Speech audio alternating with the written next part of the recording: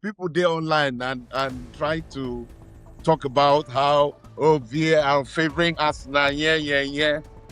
A few seasons ago, when we're complaining how refereeing decisions were going against Arsenal, the PGMOL calling Arsenal multiple times in a season and apologizing for bad decisions that cost Arsenal the title. They said that we should move on with it, that we should get on with it, that it's football.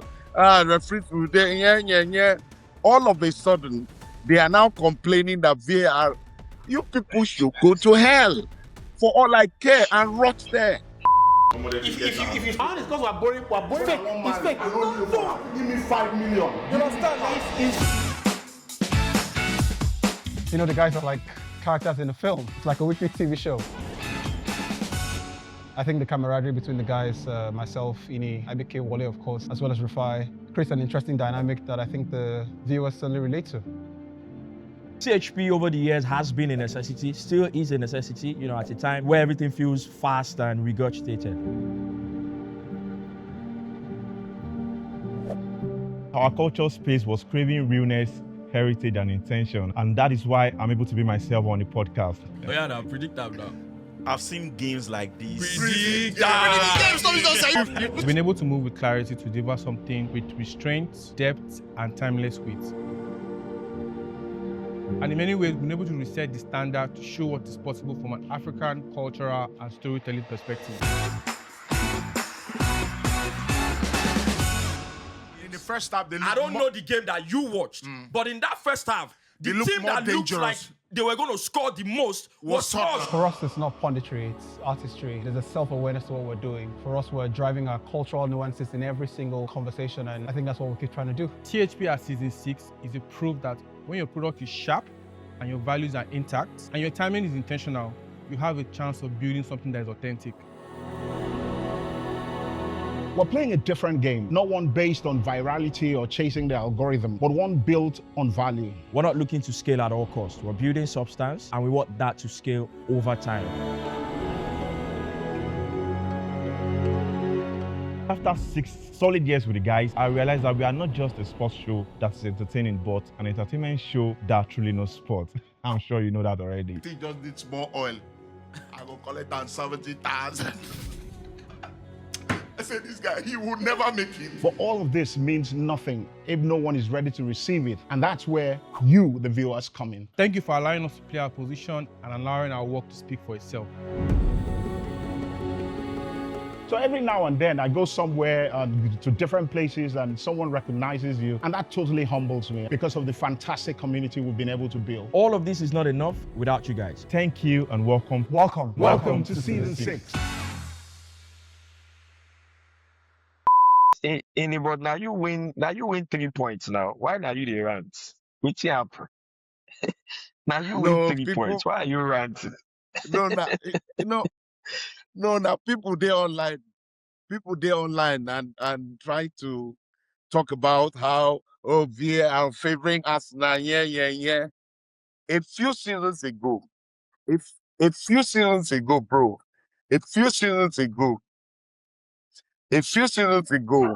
when we're complaining how refereeing decisions were going against Arsenal, the PGMOL calling Arsenal multiple times in a season and apologizing for bad decisions that cost Arsenal the title.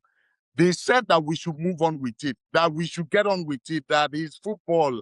Referees will yeah.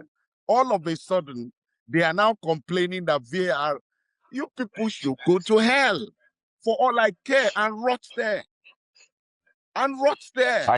Because they were telling us not to complain about VAR decisions, that the PGMOL reached out to Arsenal multiple times and said, oh, we're sorry, we made a bad decision.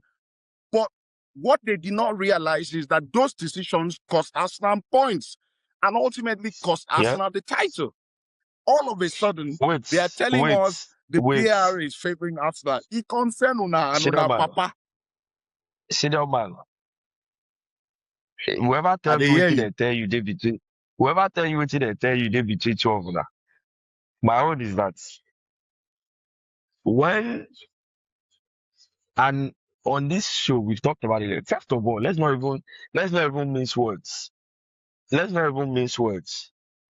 It was a blatant foul on Raya. There's no this thing. It was a blatant foul on Raya. But the problem, senior man, and I'm going to ask you a few questions. The problem is the consistency, because that's why I said whoever said anything to you is between both of you. And you would admit that on this show, since the beginning of the season, we have been saying, and I said particularly on the show, that you cannot put the responsibility of playing fair on Arsenal. It is the job of the officiating team to decide on what is acceptable and what is not. So when we talk about the referees, the referees are not making right calls. I don't know why. Of course, that you find conversations online where people are saying stuff. So that obviously gets Arsenal fans triggered, and everything. But the first question I'm going to ask you, senior man, you remember the Arsenal Chelsea game when Rice was handling Hato and he handled the ball and it was not given. There was something you told me for why it was not given. Can you remember what you told me? Yes. What was it that you told me that the reason it was not given?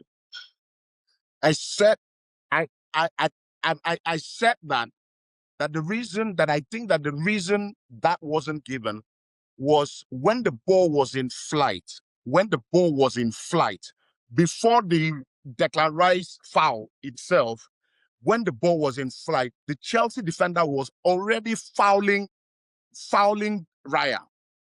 And in that situation, the goalkeeper gets an advantage. Goalkeepers in the box, the goalkeeper, because obviously, and it's the truth, when corners are taken, free kicks are taken, there are multiple fouls in the area. But the reality is that in that area, goalkeepers will get priority first. If there are 3-4 fouls, they will first look at the goalkeeper first before they look at any other thing, except it's a very blatant one, like the ball was going in the direction of the player who was trying to score and you fouled. That's what I said. I thought. I didn't say that's what they said, but that's what I thought happened. They make the decision on that because the handball, which I admitted at the time, the handball from Declan Rice, it was a clear handball, and he was already fouling the player. He had his hands around the player and he handled the ball. So I thought it was a penalty. But I think that the referee prioritized the foul the defender was doing on Raya. Anyways, I'm just going to say in a blog what I think about the whole situation. We have always said in the course of a season, there are calls that will go against you. There are calls that will go for you. Most of the time, at the end of the season, it balances out. Most of the time. Now, what you said at the beginning, I remember a few seasons ago, rightfully so. You said on the show that, referee calls must have cost Arsenal, I think you said 18 points or something like Baba Stadium. 18 points is a lot. Yes, referee calls. But I'll tell you something. If the refereeing body starts the season and says this is allowed, that is allowed. And I'll tell you another thing that I find quite interesting about the refereeing organization this season. When a corner is going to be kicked or a free kick or whatever into the Arsenal box, more often than not, in fact, when Arsenal are playing either box, more often than not, the reason there's a lot of tussle, the reason the tussle is intense is because of how Arsenal love to play in the box. Do you agree with that? Say that again. Sorry. I said that when Arsenal are playing and the ball is going to be played into the box, whether it's a corner kick or a free kick, more often than not, the reason there's a lot of tussle or the tussle is to the degree that it is, more often than not, is because of how Arsenal love to play in the box. Whether they're defending their box or they're attacking the opposition's box, and the cross is going to be played in. Do you agree with that? I'm trying to understand. I'm trying to understand the thinking behind that, because obviously when the No, ball is what being I played said is into your simple. box, What I said is simple. What I said is simple.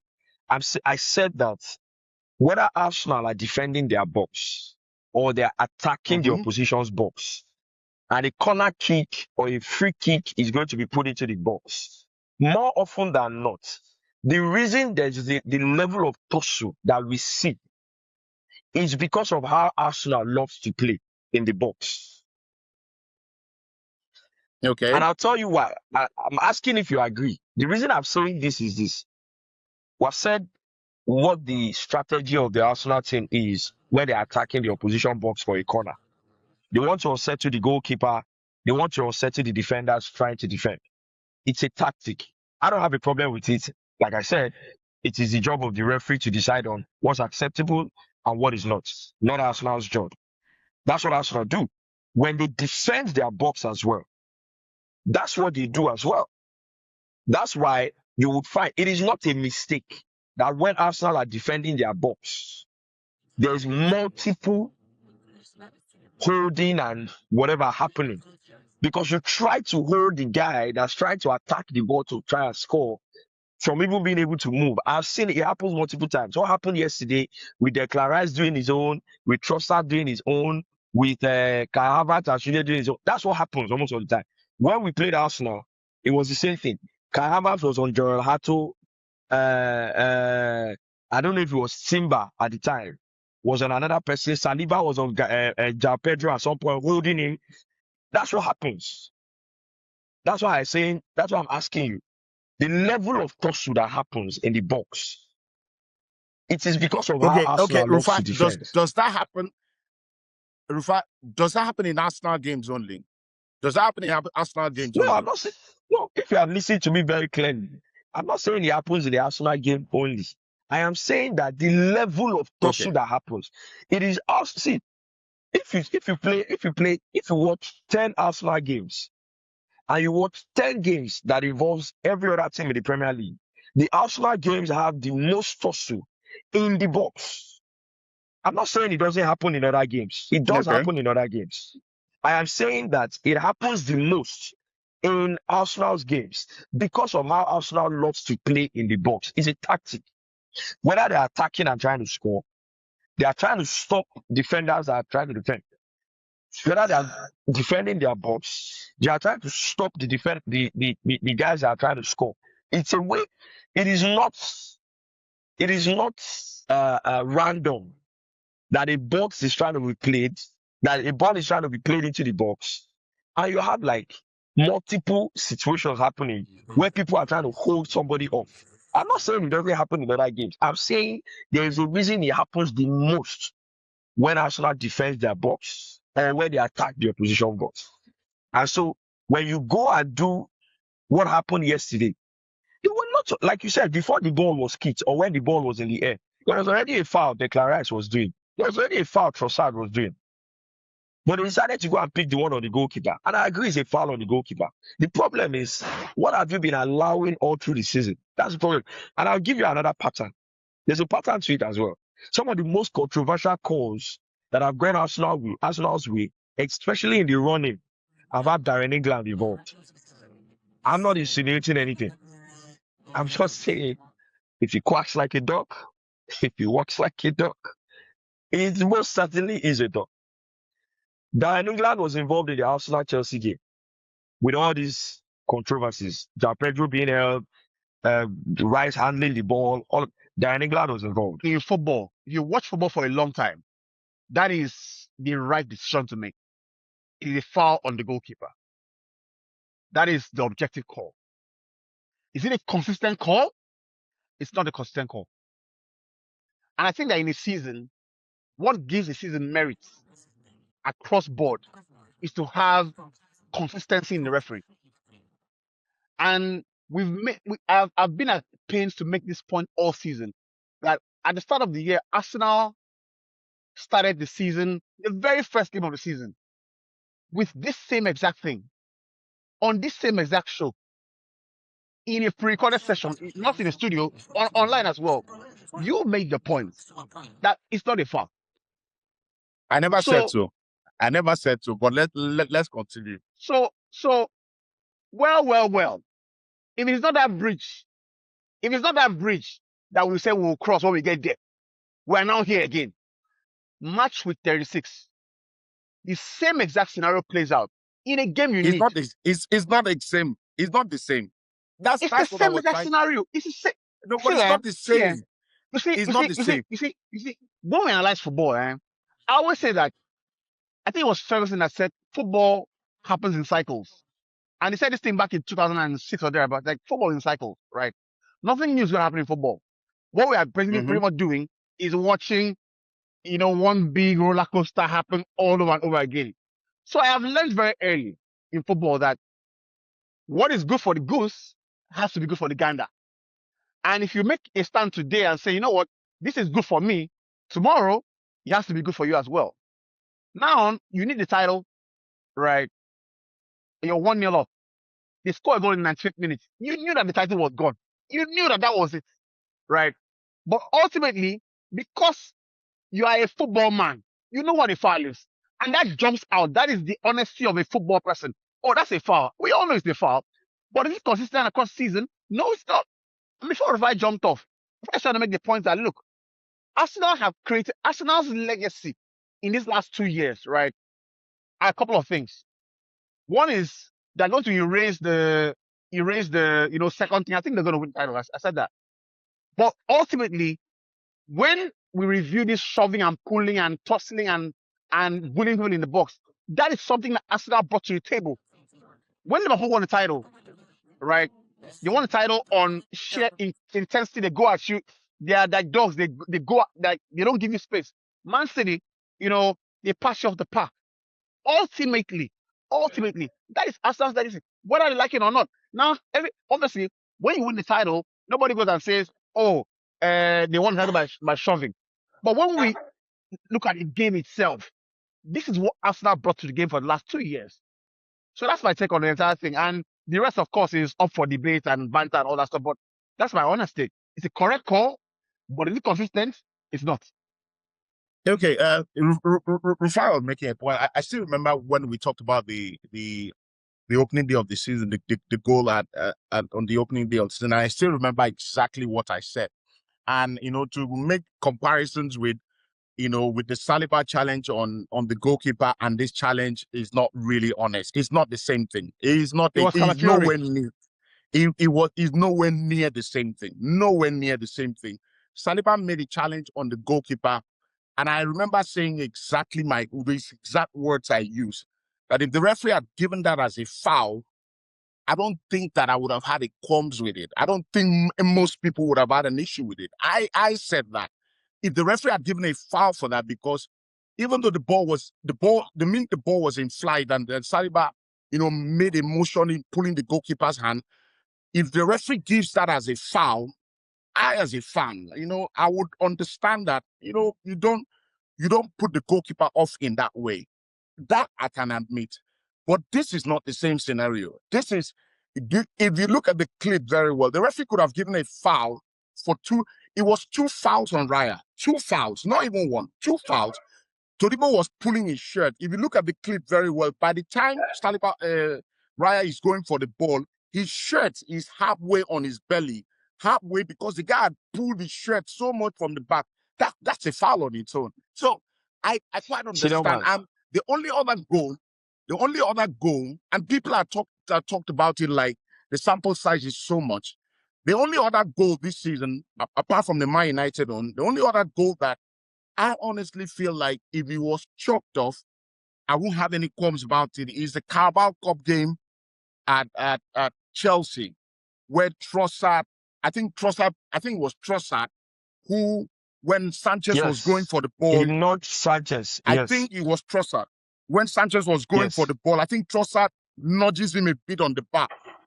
That, in my opinion, is a foul. That, in my opinion, is a foul, because once the goalkeeper is going for the ball or anybody jumps from the ground, if you give him any little nudge, no matter how minute it is, that's a foul.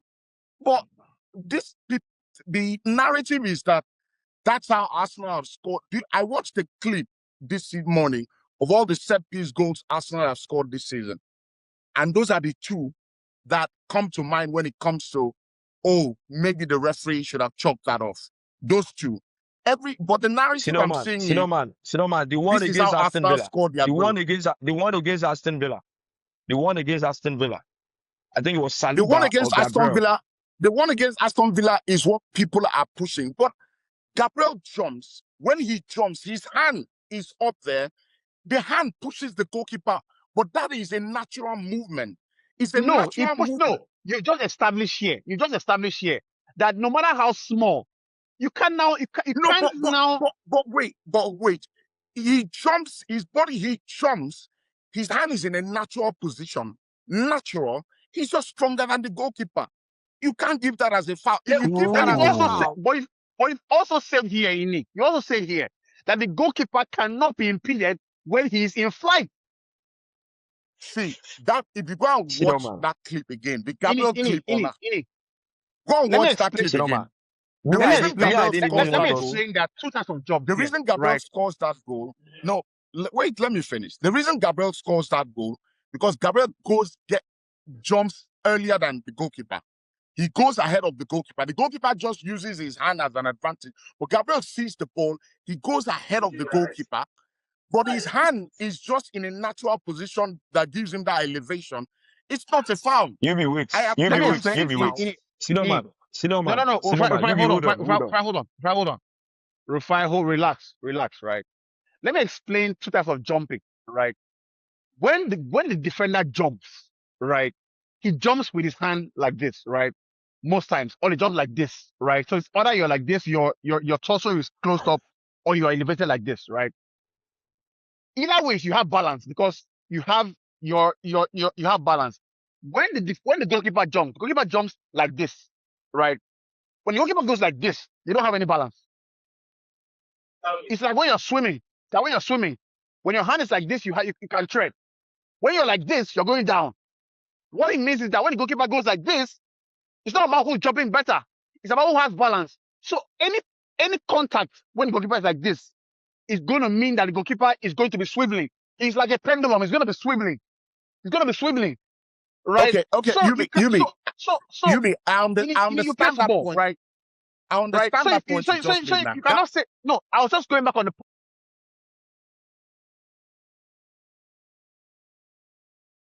No, but hold on, Yubi. When a player moves his body in a natural way, in flight like that, he moves his body in a natural way. You can't award a foul when it's a natural movement. That's what I'm saying. If there is a motion towards the goalkeeper, if there is a motion towards the goalkeeper, if there is a deliberate attempt to upset the flight of the goalkeeper, that's a foul. That's not a foul. But a foul does not have to be deliberate. Go and watch the clip again. A foul does not have to be deliberate. A foul does not have to be deliberate now. When did we start watching football? A foul does not have to be deliberate now. Gabriel did not intentionally. He did not intentionally. You're not talking to a novice. I know a foul doesn't have to be deliberate, but fouls and fouls are not the same thing. You have to look at thresholds when it comes to situations like that. When a ball is in flight, okay, for instance, let's say a defender and another defender. Let's say a defender and another defender. When a defender jumps to head the ball and the striker jumps to head the ball, and the striker puts a hand on the defender, a little hand on the defender, just for some balance, and scores, do you see it awarded as a foul? No, do you see it awarded as a foul? It doesn't get awarded as a foul because they expect that whatever you do to gain some balance in the air. But it's different with the goalkeeper because the goalkeeper gets overprotected and rightfully so. Exactly. That Gabriel goal, the reason I think is not awarded, and I've watched it, like I said, I watched every clip of every set piece goal Arsenal have scored this season. I watched every one of them. That Gabriel goes up in the air. The VAR must have looked at it and said, This guy only has his eyes on the ball. He's looking at the ball. He's not looking at the goalkeeper. He's not trying to affect the goalkeeper. That's why he's awarded the can I goal. ask you a question? Can I ask you a simple question, senior man? Please do. It is not a deliberate foul. But if Gabriel did not put his arm or his elbow, if he did not push the goalkeeper, however little it was, do you think Martinez would have caught that ball or not? But Rufai, I've said this thing again you don't and talk. again. You don't talk. Answer me, so let me continue. Answer me, so let me continue. Rufai, you don't talk. You don't talk. Is there any way Gabriel would have jumped with his hands not being there? Is there a chance? I am not saying Gabriel did. I am not saying Gabriel did anything deliberately. The point I am trying to prove to you was that his arm more or less destabilized the goalkeeper. And you could see as well, the reason the ball went through the goalkeeper's fingers was because it was unsteady due to the push. I'm not saying it was deliberate. I am saying if Gabriel did not push him, he catches the ball easily. And you already established at the beginning of this recording that the goalkeeper is prioritized in his box. So there is no way you then make that kind of statement and now come that because Gabriel's push was not deliberate, that's why they did not give it against him. Come on now, you can't do that. You can't say this, and also the goalkeeper was not protected because Gabriel's push was not deliberate. It doesn't have to be deliberate. Rufai, do we want a game? Do we want a game, honestly? Do we want a game that goalkeepers should be unchallenged in set-piece situations?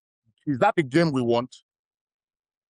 Senior man, do we want that kind of game? The reason you are senior man, this is the issue I always have with you. You have left the question I keep asking you now. You are asking me if what we want. No, do not challenge. No. Do not. Sorry. No. Let me answer you. Do not challenge the goalkeeper illegally. That's what we're saying. Okay. The goalkeeper is in the air. Do not challenge. And I told you before. There's hardly any game you watch in the Premier League this season that's just about to end that you find more tussle in either box than a typical Arsenal game. I'm not telling you it doesn't happen in any other game. And another thing I don't want you to do, which UB was following into, is you want to reduce all the controversial decisions that people are talking about to set pieces alone. They're not just set pieces alone. They're not just goalkeeper impediments alone. They're not. There is a situation where Gabriel blatantly punched Voltamadi. The video is there. He didn't even get a yellow card for it. There is the one he booted Haaland. He didn't get nothing for it. There are lots of decisions like that across different games. Okay, Rufai, let's not go too far. We're not telling you that, as in give Arsenal the call. Arsenal supposed just come say, we don't want this call, no. Because Arsenal supposed just come say, no, but that thing Gabriel did in a red card, so make it like that. That's not what we're telling you. Rufai, we're just telling you that the inconsistencies have been too blatant. In the course of a season, there are calls. And I'll tell you another thing. You were saying 2 seasons ago, the VAR, the PGMO were coming to apologize to Arsenal. Do you know how many calls this season alone? Do you know how many calls have gone against Chelsea? We have not gotten one.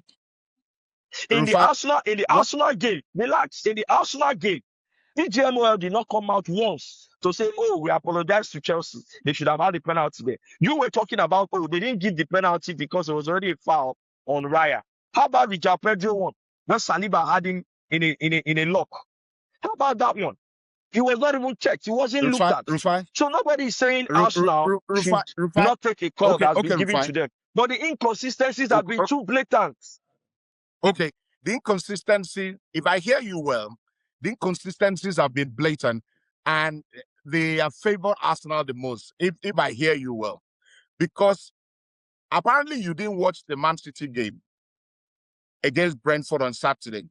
because just a day before, this weekend is going to be because West Ham have had a blatant call, a blatant foul called against them, and everyone is taking a moral standpoint because it's Arsenal. On Saturday, You are just wrong. a day You are before wrong, the Amy. Arsenal Again, game. I will not let you go on. I will not let you go on. You are wrong. Because I said it at the beginning of this recording. All season, I've been saying it. But bro, the referees need to do, the inconsistencies have been too bad. I've been saying it all season. Don't come and talk that everybody want to take the moral points now because it is Arsenal. You lie, and I will not allow you to lie on my name. That is not true. All season on this show, I've been saying it that the inconsistencies have been too much. You are talking about City against Brentford.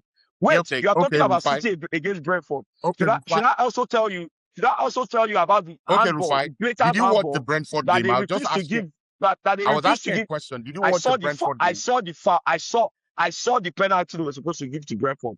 What I'm telling you is that should I also talk about the blatant handball Manchester City Wolves that the referee came after reviewing it and said the guy's arm was in a natural position. Somebody put his arm out like this to block a ball, and the referee said on the field that it is in a natural The position. penalty. Should I also talk about the Tottenham? Wait.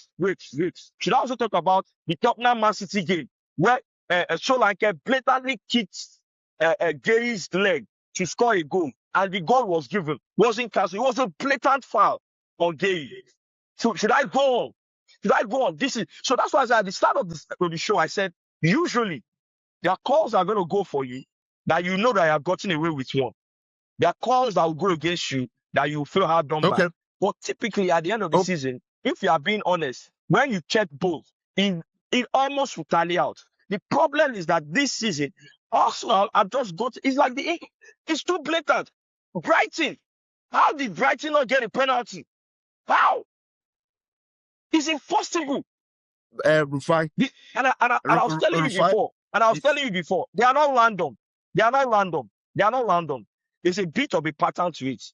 In the running alone, there are at least 6 games or 5 that big controversial calls have gone Arsenal's way, and those games have involved Darren England. The little, maybe about 2 or so of them have involved Chris Kavanagh. I'll tell you something very interesting. I'll let you speak. Let me just get it out. I'll tell you something very interesting. Darren England and Chris Kavanagh officiated yesterday's game. In the Arsenal-Chelsea game, it was Darren England and I think it was Chris Kavanagh on the field yesterday. Darren England in VAR, I think. In the Chelsea game, it was Darren England on the field, Chris Kavanagh in the VAR. The same referees just flipped over. But somehow, you were able to chalk off that foul yesterday, which I said at the beginning was a foul. I agree with the call. But the same referee, in the Arsenal-Chelsea game, decided that, you know what? No. The João Pedro thing wasn't a foul. The Declan handball wasn't a foul. He said because there was a foul on Ryan. There were other fouls in that same scenario. You've spoken for the last 5 minutes, and we continue have speaking, but don't just say what I didn't say, and don't try to join me to the people that are following and be talking on Facebook. I apologize. So the point is, I was talking about the Manchester game. I said, in what book does Bernardo Silva not get sent off for lashing out at the player? In what book? He got away with that. They said it was a yellow card. It's fine. If it was Arsenal, which is a more diabolical decision. Bernardo Silva hits out at a player, and he gets a yellow card. And we're not what did he do exactly? About it as a Please conversation. answer. What did he do exactly? He went into a tackle with someone, and I think the ball went out, and he was sitting on the ground. The guy was standing, and he hit the guy with force, he hit the guy's leg like this with force. Is that a red card? That's what I'm saying. It's a red card. But there's a video of Gabriel blatantly punching Bolsonaro in the face. And this game was at 0-0. Imagine he got that red card. So I I will agree with you. And you said it very well at the start that, decisions will go against you, decisions will go for you. There've been decisions that have gone against Arsenal this season. There've been decisions that you look at it and say, we've got a bit of a rub of the green there. We've got a few decisions that have gone for us this season. But I also said at the It's not start, few my decisions, opening Cinnamon. thought was, It's not few decisions. It's not few it's decisions. few. No, It's sir. few. No, Because sir. if you say, No, sir. because if you no, but Rufai, if you say is not few, the next thing you say, I'm saying what you're not saying. Because what you people are trying to do, or trying to not say it, but assume or suggest, is that Arsenal have won, potentially going to win the league by decisions favoring them. And that That's not for me see. is very unfair. No, it's not unfair. Let me tell you something. Let me come in here. It is Let me help you Stan, guys. No, it's please. not I'm gonna unfair. let you help go you guys now. out. I just need to clear some irregularities that Ini is bringing let to me the help you show. guys. Irregularities. He's a criminal. I'll tell you. Let me tell you something. Ini, Rufai, I let me agree help with let me you help you that there. I agree with you that you can feel that it is unfair to say that Arsenal are going to win the league because of calls going their way. You are an Arsenal fan. Yeah. That's a genuine feeling to have. Say, how can you say we're going to win the league because of calls? It's unfair. I agree with that. I can't fault you for having that feeling. However, like I've been saying, it's my brother. It's just too. Can I shock you? Somebody made a 6 minutes clip. I'll find it again on X and send it to you. Somebody made a 6 minutes clip of controversial calls this season alone. 6 minutes. Like I said at the beginning, nobody is saying it is Arsenal's fault. This agenda is funny. This agenda is funny. Nobody It's is funny, saying, but it's fine. nobody is saying It's Agenda fine. it is is Arsenal's undefeated. fault. Agenda is undefeated, guys. See, Yeah, Stan, the what's up, it's very problem bro? is that funny. It's very Arsenal funny. fans, It's very funny. you like to put I'd like yourself. to thank Everything I have PGMOL said, for giving us the title everything and I all have the said, referees. everything Thank I you have so said, much. everything Finally, I have we said got the on this rub of the show, green. everything I have said on this show, nobody is PGMOL. saying, It's very Stan, funny. please, It's really funny. let me finish what I'm saying. Let me finish what I'm saying. Nobody is saying, because I don't understand why Arsenal fans want to insert themselves and say, oh, you are playing Nothing's victim. happened. Nothing We're nothing talking that's about happened before has happened we're talking now. about You application. get the rub of the We're talking green. about the We got the application of decision. the Big deal. laws. Get over it. We're Get talking over it. about the application of the laws. How is that? How do you have an issue with Okay. that? We're talking about the application of the You get laws. calls How do one you have way an or issue another. with that? You get calls one way or another. I have an issue with you taking an issue that it's Arsenal But this that's not what. time. But If it that's was but Man that City, you but that's wouldn't be not what. speaking that way. But That's the that's not what has point. happened this season, though. That's the point. Be honest Like with you said, yourself. again, Yeah, but that's the like I point. said earlier If it on this wasn't show, Arsenal, again before you wouldn't have a again before problem. you jumped in, You wouldn't have a again problem. before you jumped in and start talking nonsense that you don't know about. I have said it all season when it has involved every other club. Yeah, Well, before you jumped in and start I saying keep what you hearing don't the know same about, thing. I have said it all season. When it has involved every single other club. I literally just talked about it on the last episode we had when it involved PSG and Bayern Munich. You go So explain don't tire, come here and man. tell me that if it was another club, don't come here and tell me if it was another club, you won't talk about it. It's because it's Arsenal. Stop that nonsense. Take it elsewhere. Take it elsewhere. Stop that Okay, nonsense. Rufai, Take it elsewhere. Rufai, take it easy. Rufai, in all Don't tell fairness me to what you, is not let me what come is in not here. what. Take it elsewhere. Don't come and Rufai, say in all that fairness nonsense to here. you, It's because Rufai, if it's about Arsenal. Get that nonsense off of this place. Let me Rufai, take come it in here. easy. Take it easy. Let me help you. Let me help you there. Right. Okay. I think that I've honestly literally this talked is about this thing since the beginning of no the season. When Rufai, let me come Arsenal and United played, I let me come talked in here. about it. When we got a call against Fulham, I talked about it. Rufai, let me come in here, What right? are you telling me about? If I want to sit and What start talking about the calls that I've gone against Chelsea this season, I can literally tell you that we have lost almost 10 points this season alone, down to calls only. So let me come in. So in on this. what are you I talking think about? that It's not. It has I nothing think to that do with it's because it's Rufai, Arsenal or it's because it's. It is something Rufai, that the let's people that are have supposed to maintain the rules of the game in a full season have been doing wishy-washy. They've been flipping and flopping. What exactly is the rule of the game? I'll tell you what is let's crazy. have Currently, I proceeding. don't know. Fine. If you call, okay, I'll ask you another question in your bond. I'll ask you, based on what you have seen this season, Rufai, let me that come in. Rufai, call, let me that come in here. goal that was No. chalked off yesterday, Rufai, based on what you allow have Yubi seen, to go. Allow Yubi to based go, on what you have Rufai. seen, Allow Yubi to go. Rufai, relax. Where you see, Allow Yubi to go. we have men, you understand? And I have no problem with spirited discussion. In fact, I am a big proponent of it, right?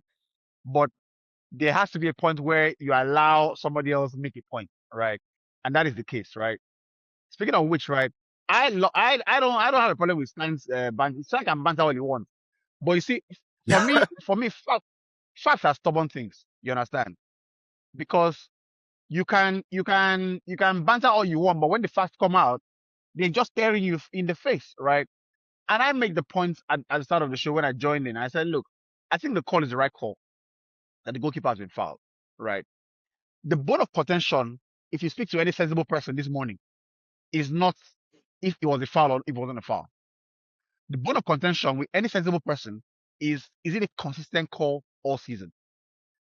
That is the big question. And when my phone went off, I went to look at the Gabriel thing he was talking about, right? When Gabriel jumps in Martinez, he was saying he was jumping in natural position. If you go and look it back, this is what Gabriel's hand is. Gabriel's hand is like this. This is where his elbow is. That's not a natural jumping position. That's not a natural jumping position. A natural jumping position is this, not this. Your elbow stays pointed horizontally, or it's tucked in. This is what Gabriel did. I can watch it. I can send it to Wale to put it on the thing. The thing I have with the Arsenal arguments is this: when you see calls that are not good for the game, and people point it out, when it favors Arsenal, you say no, it's an Arsenal agenda. Why is it that you think everything is an Arsenal agenda? Like that's what I want to know on this show today. Why is it that you feel like everything said is from a place that like when the Arsenal become the fountain from which everybody's thoughts, everybody's analysis flows from. That is what I want to know. Okay, Yubi. Because Yubi, do you know why Stan it's an has come in here. agenda? I mean, I like the fact that Stan Do is you happy know about why his I? title, but I don't see how. When do you Listen. guys sit down and cut this thing where that people sleep, on the Arsenal logo and wake up on the other side? Like, where does that come from? Okay, so do you know why? First of all, It's an agenda? last night No, there was two people on the answer. goalkeeper. There was two people on the goalkeeper last night. I never seen that in a game. There was Pablo with that hand that was across holding Raya, and there was Tudibo holding his shirt from the back. So I haven't seen a situation this year that a goalkeeper has been held by two people, by two players. Did you see One Declan Rice? across the hands, that you can make an argument that it was similar to the United. I can accept that. But Tudibo is holding his shirt down. So the ball comes, he has his hands in the air, and he's been, held by two people to basically catch that ball. The ball is coming into his hand.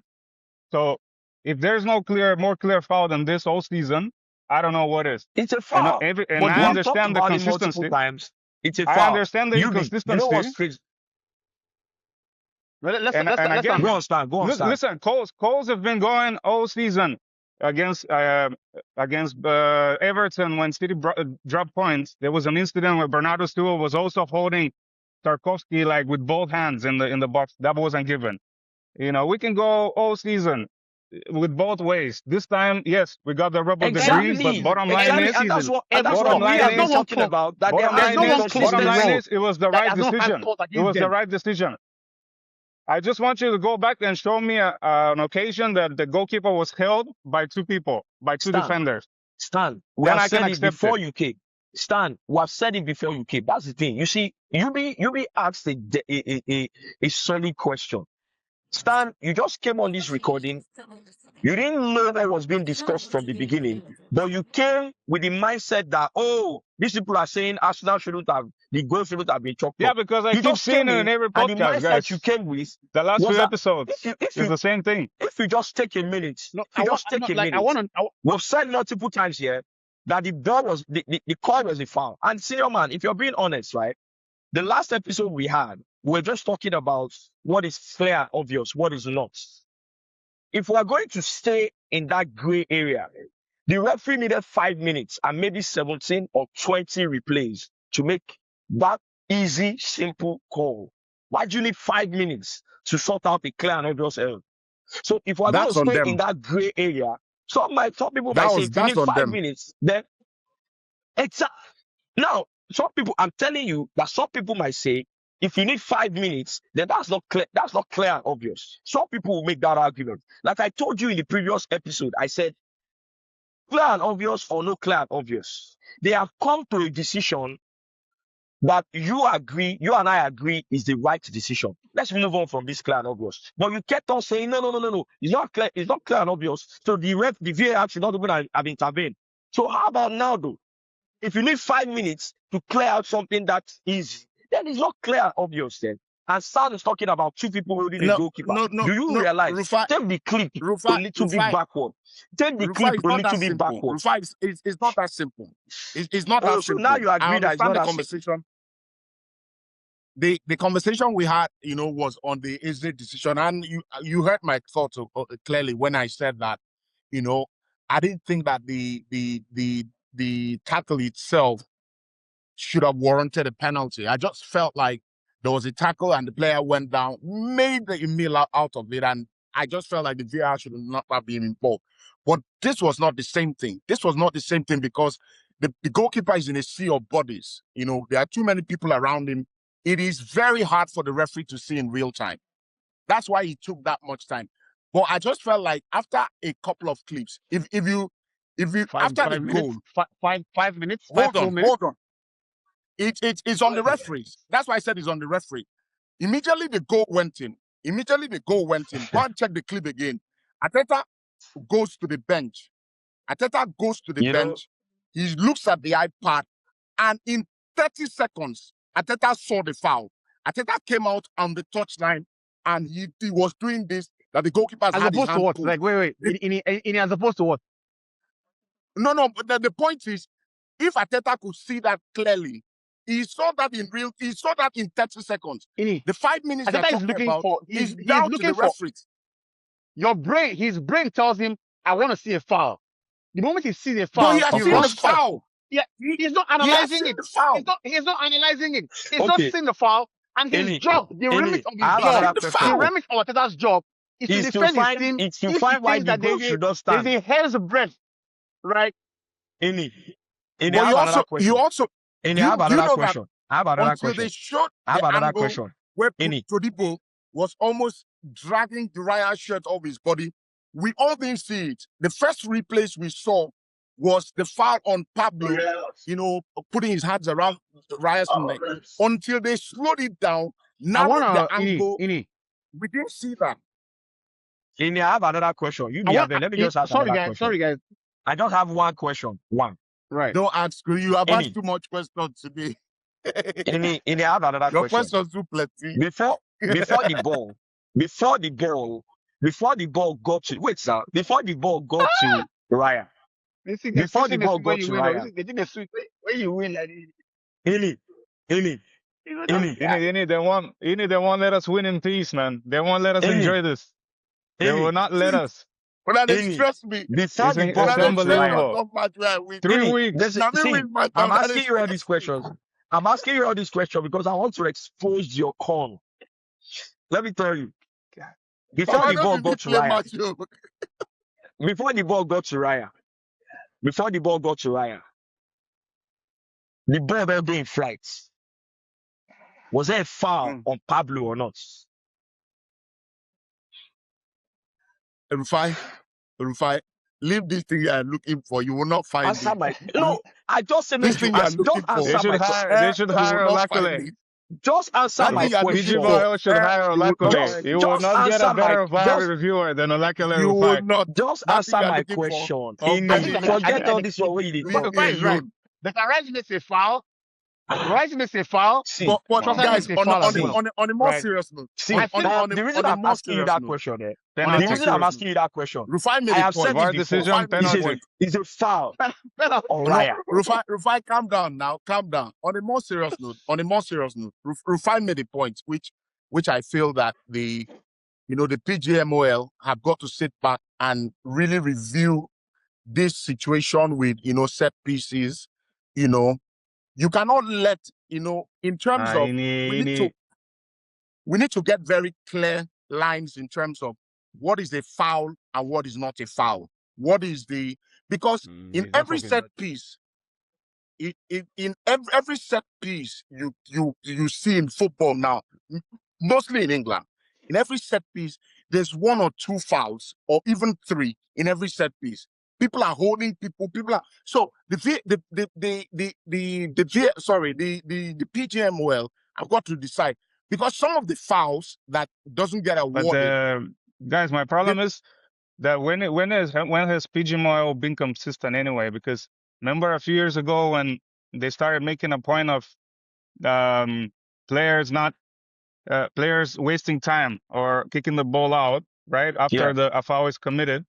Then if you remember at the beginning of the season, it was Arsenal that got like 3 red cards in a row.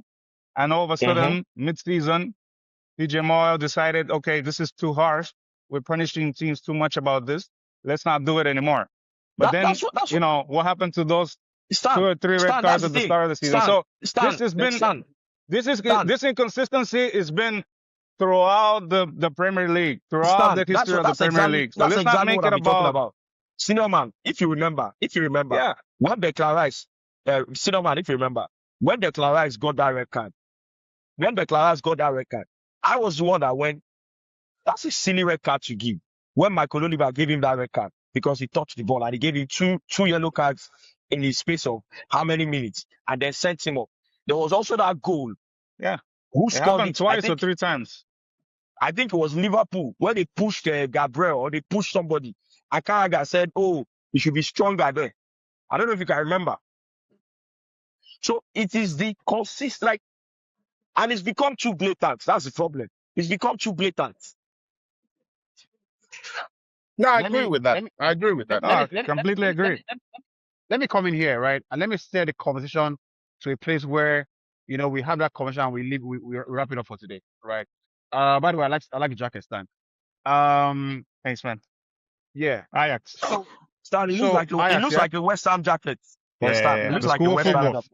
you guys have defrauded me for too long. I can't be they defrauded me big time. Right. But this is where I want to take it, right? I see that Arsenal fans, and I hate he doesn't like the word Arsenal fans, but I see that there is the Arsenal argument, right? Is that why is it that when people want to talk about this thing, they talk about us. I want to ask a simple question to you, two of you, I want to start with Ini and Stan. We've been watching football for at least 25 years thereabouts, right? And why is it that in the last 2 years, corners have taken a different approach? We saw John Terry scoring corners. We saw Van Dijk scoring corners. Vidic was scoring corners. We had more dominant defenders scoring corners. And there was never a thing of, I want to ask, which team would you say, right, is responsible for the jostling in the area, in the game at the moment? You don't expect me to put down any team. You don't expect me to put down in any team. Okay, great. I think that. No, but hold on now. You ask me a question, now make an answer now. Why don't I be like this? So you don't expect me to put down on any team. Rufai made a point about how Arsenal like to attack. Arsenal show a lot more aggression. And if you look at the set pieces Arsenal have taken in the last 2 years, there have been varieties to it. There was a period where Arsenal just wanted to, get someone to block the goalkeeper, and make it difficult for the goalkeeper. Ben White used to do it. Saliba did it, and all of that. Arsenal have moved on from all of that. Arsenal don't do that anymore. But the reality is that the referees, in my opinion, and Rufai alluded to it too, the referees need to clearly define what is acceptable and what is not acceptable. But I don't think it's fair to put it on the team and say, oh, because Arsenal don't make the rules. Arsenal don't make the rules in the game. So you cannot say that they just suddenly woke up and manufactured, oh, this is how to play corners or set pieces. What you have said, Ini, what you have said is that there was a time that Arsenal were impeding the goalkeeper, right? Now, it might not be No, a there fact, was a time right, that Arsenal... Yeah. There was a time right. that every Now, time that is empirical evidence, right? When they started it, right, this is how culture is formed, right? Mama slap Papa for house, you understand? Small time, they have 2 children. One is a boy, one is a girl. You get. The girl starts slapping the boy, you understand? Because it's a normal thing, right? Now, because they're seeing a pattern, right? Now, what should happen normally is this. The referees should traditionally be the arbiter. They come in and say, no, that's not going to be allowed anymore. That's the end of it, right? The PGML have been delivered in that regard. But that's not that's a different point. We all agree with that, right? And that's not just this season. The point is that Arsenal, right, they are the beacon of, use the word aggression. No, the only beacon. Now foundation. No, use the word beacon, right? But they are the totem of that aggression that you use. Arsenal, what it looks like now, Arsenal are the number one. This thing where they are the one. Now, is it fair? Is it gonna sound fair? So why don't you do it? Why doesn't Chelsea do it? Why doesn't Man United do it? If it's so successful, why don't you copy it and do it? No, I'm tired of this complaining, man. Come on, and man. mind you, the last guys. No, hold on. The last 5 podcasts. No, listen. The last 5 podcasts I've listened to you guys. Yeah. It's always been. The discussion's always started this way, the same exact way. I would think the Arsenal are battling relegation, like the way you guys are talking. Like they're just mugs. They're this. Like guys, Arsenal are top of the league. They're in the final of the Champions League. Bullshit. Can we give some credit? Can we give some credit? No, I don't want to hear Can we anymore. give some credit? Sam, we don't get credit. We don't get credit on the podcast. So you're trying to tell me that Arsenal are in that position only because they have a grand. You know that I'm not going to let you talk again. You know, I know. Even you know, I don't agree. You know, right? Now, this show, this particular show, right, is not. This show is not the show to come and say give us some credit. That's not what. If that's what you're looking for here. Yeah, but it's the same. No. Stand. It's not Arsenal Fan TV for credit. No, be Arsenal Fan TV. Which one is not Arsenal Fan credit? Right. So, if you're looking for credits, right, and that's the problem you have, then you need to watch another show. Can we get that clear? We are talking about a referee call, and it's a big decision. That's why it's being talked about on every show. This show's niche, right, is built on having variety of angles. And, Ini, Rufai, you, IDK, all the guys that come on the show, Emeka brings something that maybe a lot of people don't see. And that's why this show has the following it has. But you cannot be on this show and say that what you want is to get some credits. Bro, no, but the point Stan is making, which I agree with him. You're going to win the title anyway. The point Stan is making is when Man City, showed some form and, pushed Arsenal, got back on level terms and got top of the table, we're pouring encomiums on them. We're telling how experienced they are, how they've done this. Nobody's talking about the nerves Man City have showed in the last few games. Nobody's giving credit to Arsenal since going to Etihad and losing. Arsenal played 3 games, scored 5 goals, conceded none. Nobody's talking about the team that is showing nerves. Nobody's talking about how Arsenal showing composure. Let me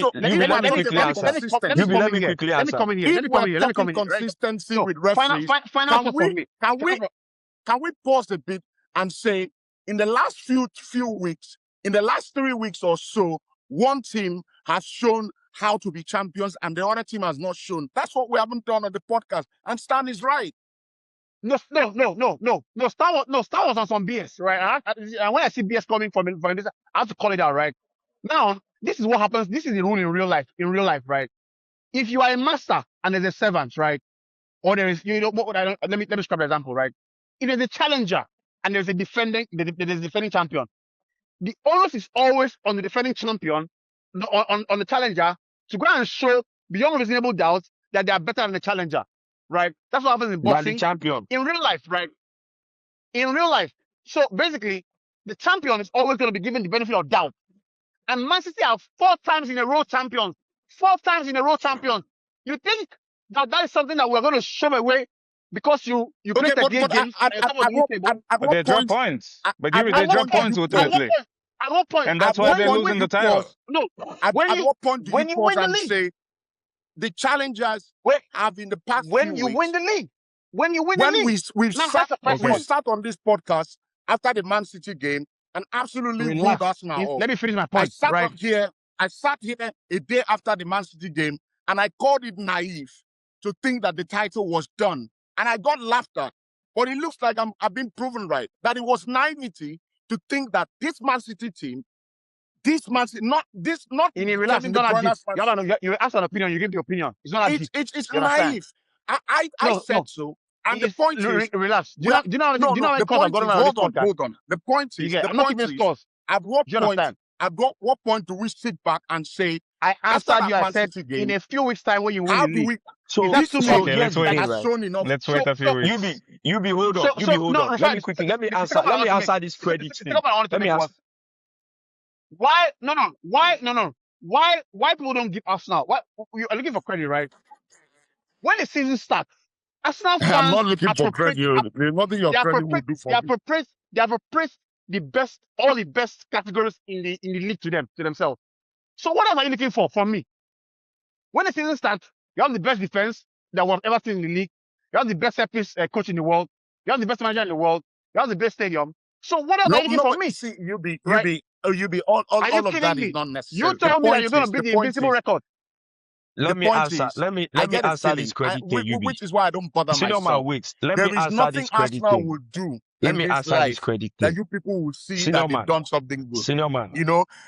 Or is it on this podcast? Tomorrow now, Gabriel has won the Golden Gloves for the third season in a row. We'll sit here and say he's not world class because he has not won the league. Answer you. We'll say, I was a big proponent of Raya before you jumped on the Raya train. Let me answer you. Before you call on to Raya, I was a big proponent of Raya 2 years ago.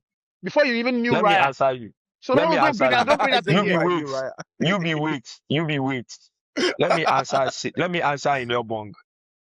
And it is good. Wait. It is good that the show, not be argument where we they get for newspaper stand. It's actually videos. They are visual evidence of what I'm going to say now.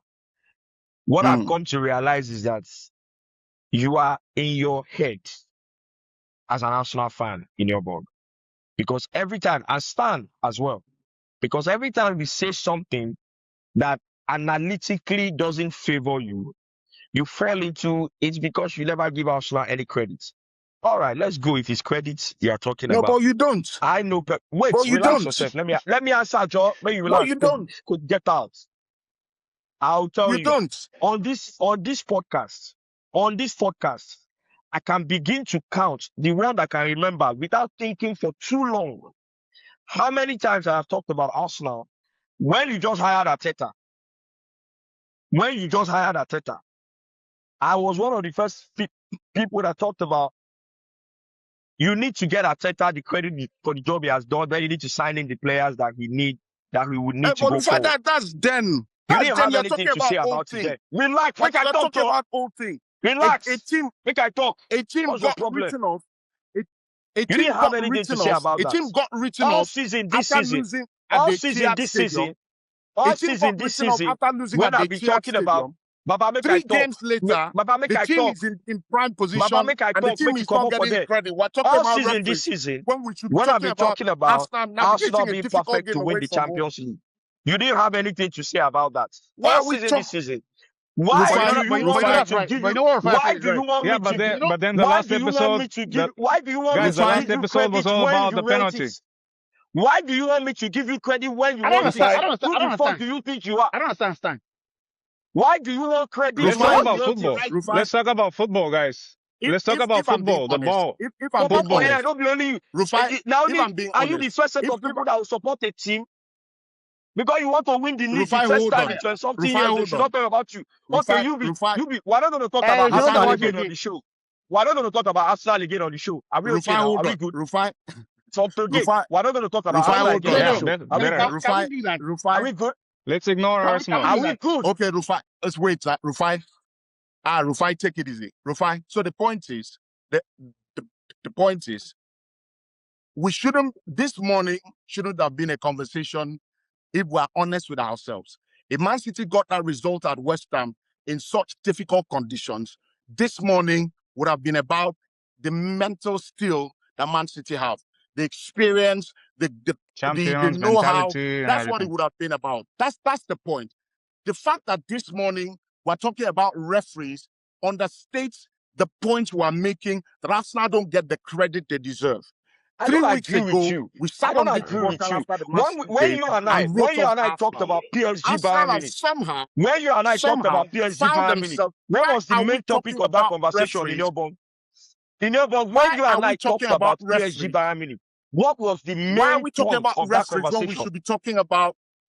In Why are we it, talking about referees when we when should you be and I talking about talked the about team that PSG, is showing nerves Because of you're a steel? crook. when you and I Because you're a crook. That's why I want to talk. when you Because and you're a I crook. talked about PSG Bayern, when you and I talked about PSG Bayern, see, it is only Arsenal fans that have seen a call that big happened yesterday. That's a call that has impacted the title running. I was And here you are talk about it. telling me, and Why you are did we telling not talk me about? that the Why did we conversation not should talk not be about the about, we call should not talk that about it. Brentford got denied a penalty and Bernardo When Silva we're was done not sent talking off? Why about that, did we not talk when, about that like I've call? asked you, Why did we not when talk you and about I that talked one? about Bayern Munich If we're PSG, actually being when honest, you and I why are we talked not about talking Bayern about the Munich calls PSG that in went your for Man bomb, City on Saturday? when you and I talked Why are about we not Bayern talking Munich about the calls PSG, that went for Man what was City the on main Saturday? Why are point we of not that talking about conversation? Bernardo Silva not being sent When off? you and I talked about Bayern Munich Why are PSG, we not talking when about the was the calls? main point of the conversation? You were okay talking about the referee decision in that one because it has nothing to do with Arsenal.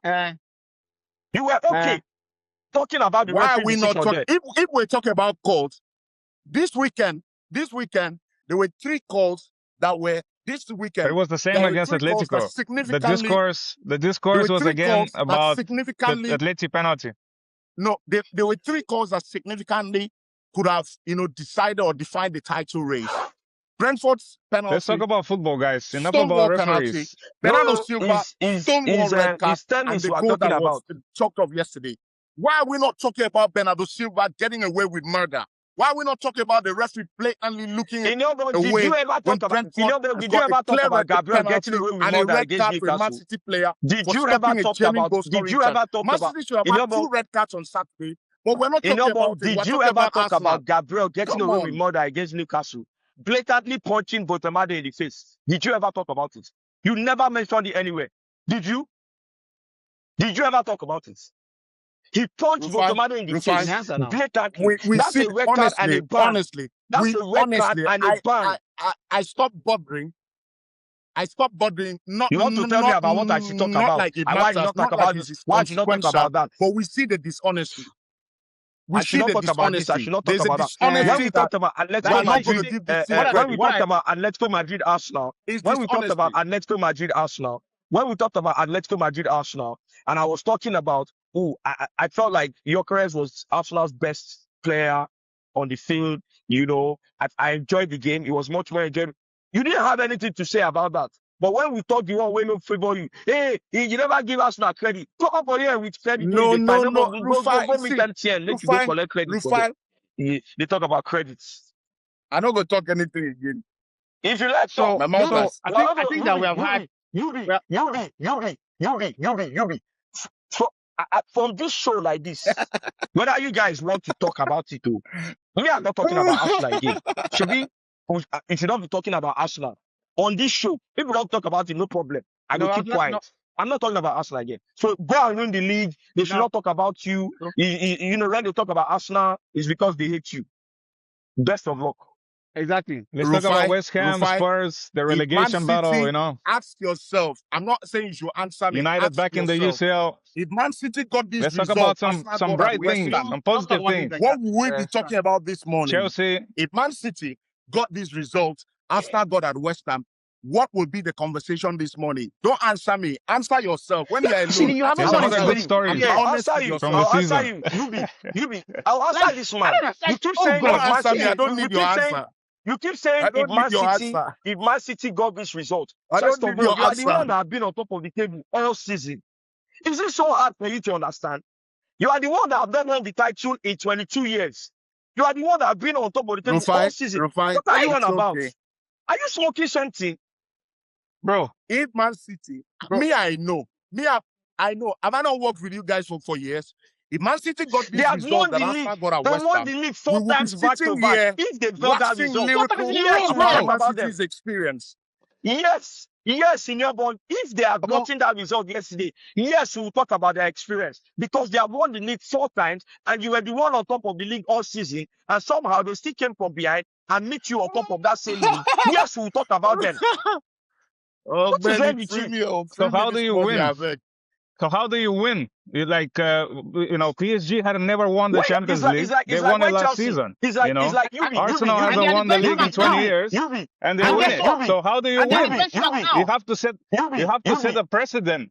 You have to set a precedent to win it. You know, you can't it's like just when Chelsea won the first league title. experience. It's like when we won the first league title under Mourinho. We hadn't won the league in 50 years. What was the topic of conversation? Even though social media was not crazy like this then. What was the topic of conversation everywhere? Say, Abramovich is buying the league. Abramovich has destroyed English football. He's not the one that's this. What are you on about? He did that though. What are you on about? Oh yeah, he did that. So you don't hate Chelsea now that I'm talking about this. He did that though. You Come don't on. hate Chelsea Let's now. be honest. Nonsense. Let's be honest here. like he made the game better. Calm As down. if we are witnessing something that has never but happened before. Calm down. So yeah. So I mean, I'm we're not all talking calm, about right? you people We're all again. calm, right? Moving on. Let's talk about Liverpool. Let's talk about There Liverpool. was a big game on Saturday. There was a big game on Saturday. Liverpool Chelsea. Let's talk about that. Stan. Until you know this in life, until you win, when you win, Yeah. when PSG had not won the title for donkey years, PSG with Mbappe, Ramos, everybody, right? Do you understand? Everybody says these guys are wanksters. These guys are When wanksters. Pep never win the right? Champions League with Man Messi, City, what are we doing? Right now they won the title, right? And they're the benchmark. Now everybody talks about the best team. They know PSG are the best You don't team. come out this thing for their back. But it is not.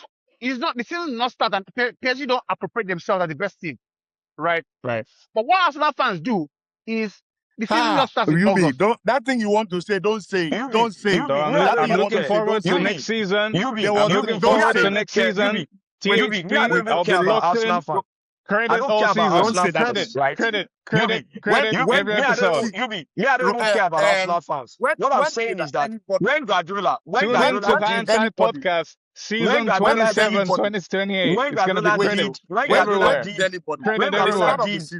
When Guardiola did 6-7 years, when Guardiola did 6-7 years, and not win the Champions League with Man City, what were we doing on the Inside podcast? When he did 6-7 years with Man City, and he didn't win the Champions League with them. What were we doing with them? What were we doing to Man City and Guardiola? I sat on Inside podcast and said Guardiola no too better pass Eddie Howe. These Arsenal fans come here and think that what we're saying is the best thing. At the start of the season, at the start of the season, Rufai, I remember you asking me, that we had a conversation at the start of the season, and you said, who's the favorite? You asked me who the favorite was, and I remember saying that. I remember saying that Liverpool are the favorite because they won the router, man, and they invested well. They brought in some really good players. I said that Liverpool were the favorite, but Arsenal, with the depth in squad they have, would be able to challenge and should be able to mount a serious challenge. I don't remember anybody I don't remember anybody, any Arsenal fan. It's never my like. I don't anybody in their right minds who has Trossard in his team and has Martinelli in his team and Havertz saying we are the best team in the world or the best team in the country. I don't remember anybody whose head is on, he has head on his shoulder, who has Martinelli in his team and has Trossard and Havertz, all these players, and say that We haven't watched we are the best. No, you Cooking. can't say. You know Cooking. why you can't say that? Do you know that Trossard scored his first goal this year, yesterday? His first goal. I think after that goal, Let's talk about prepared Trossard. to look This for is the unsung hero of the season. They say You we know, don't talk about Arsenal. brilliant, They won't stop brilliant talking goal, about but Arsenal. we can't do with Trossard and You Martinelli people again. say we So should move I on. don't Okay, mind let's talk the about Liverpool, Chelsea. Liverpool, Chelsea. Liverpool, Speaking of Chelsea Liverpool, on Saturday. Chelsea stopped the run. Stopped the run. Speaking of Great Liverpool, draw at Anfield. Impressive comeback, I have to say. You know, I was expecting this stand is Liverpool an serious to, person. you know, take an easy win at home. No, but it was No, but impressive. Chelsea played well. I saw Chelsea played Chelsea very scored well. a goal. Let's Scored be a honest. goal. Chelsea Came back. played very well. Relax. Well, I'm not do my Got a job. point on the board. Stars say Chelsea. I have a Chelsea scored the question. goal. I have a question. No, I have a question. As a Chelsea fan, do you prefer? Relax. because I saw I saw in the group.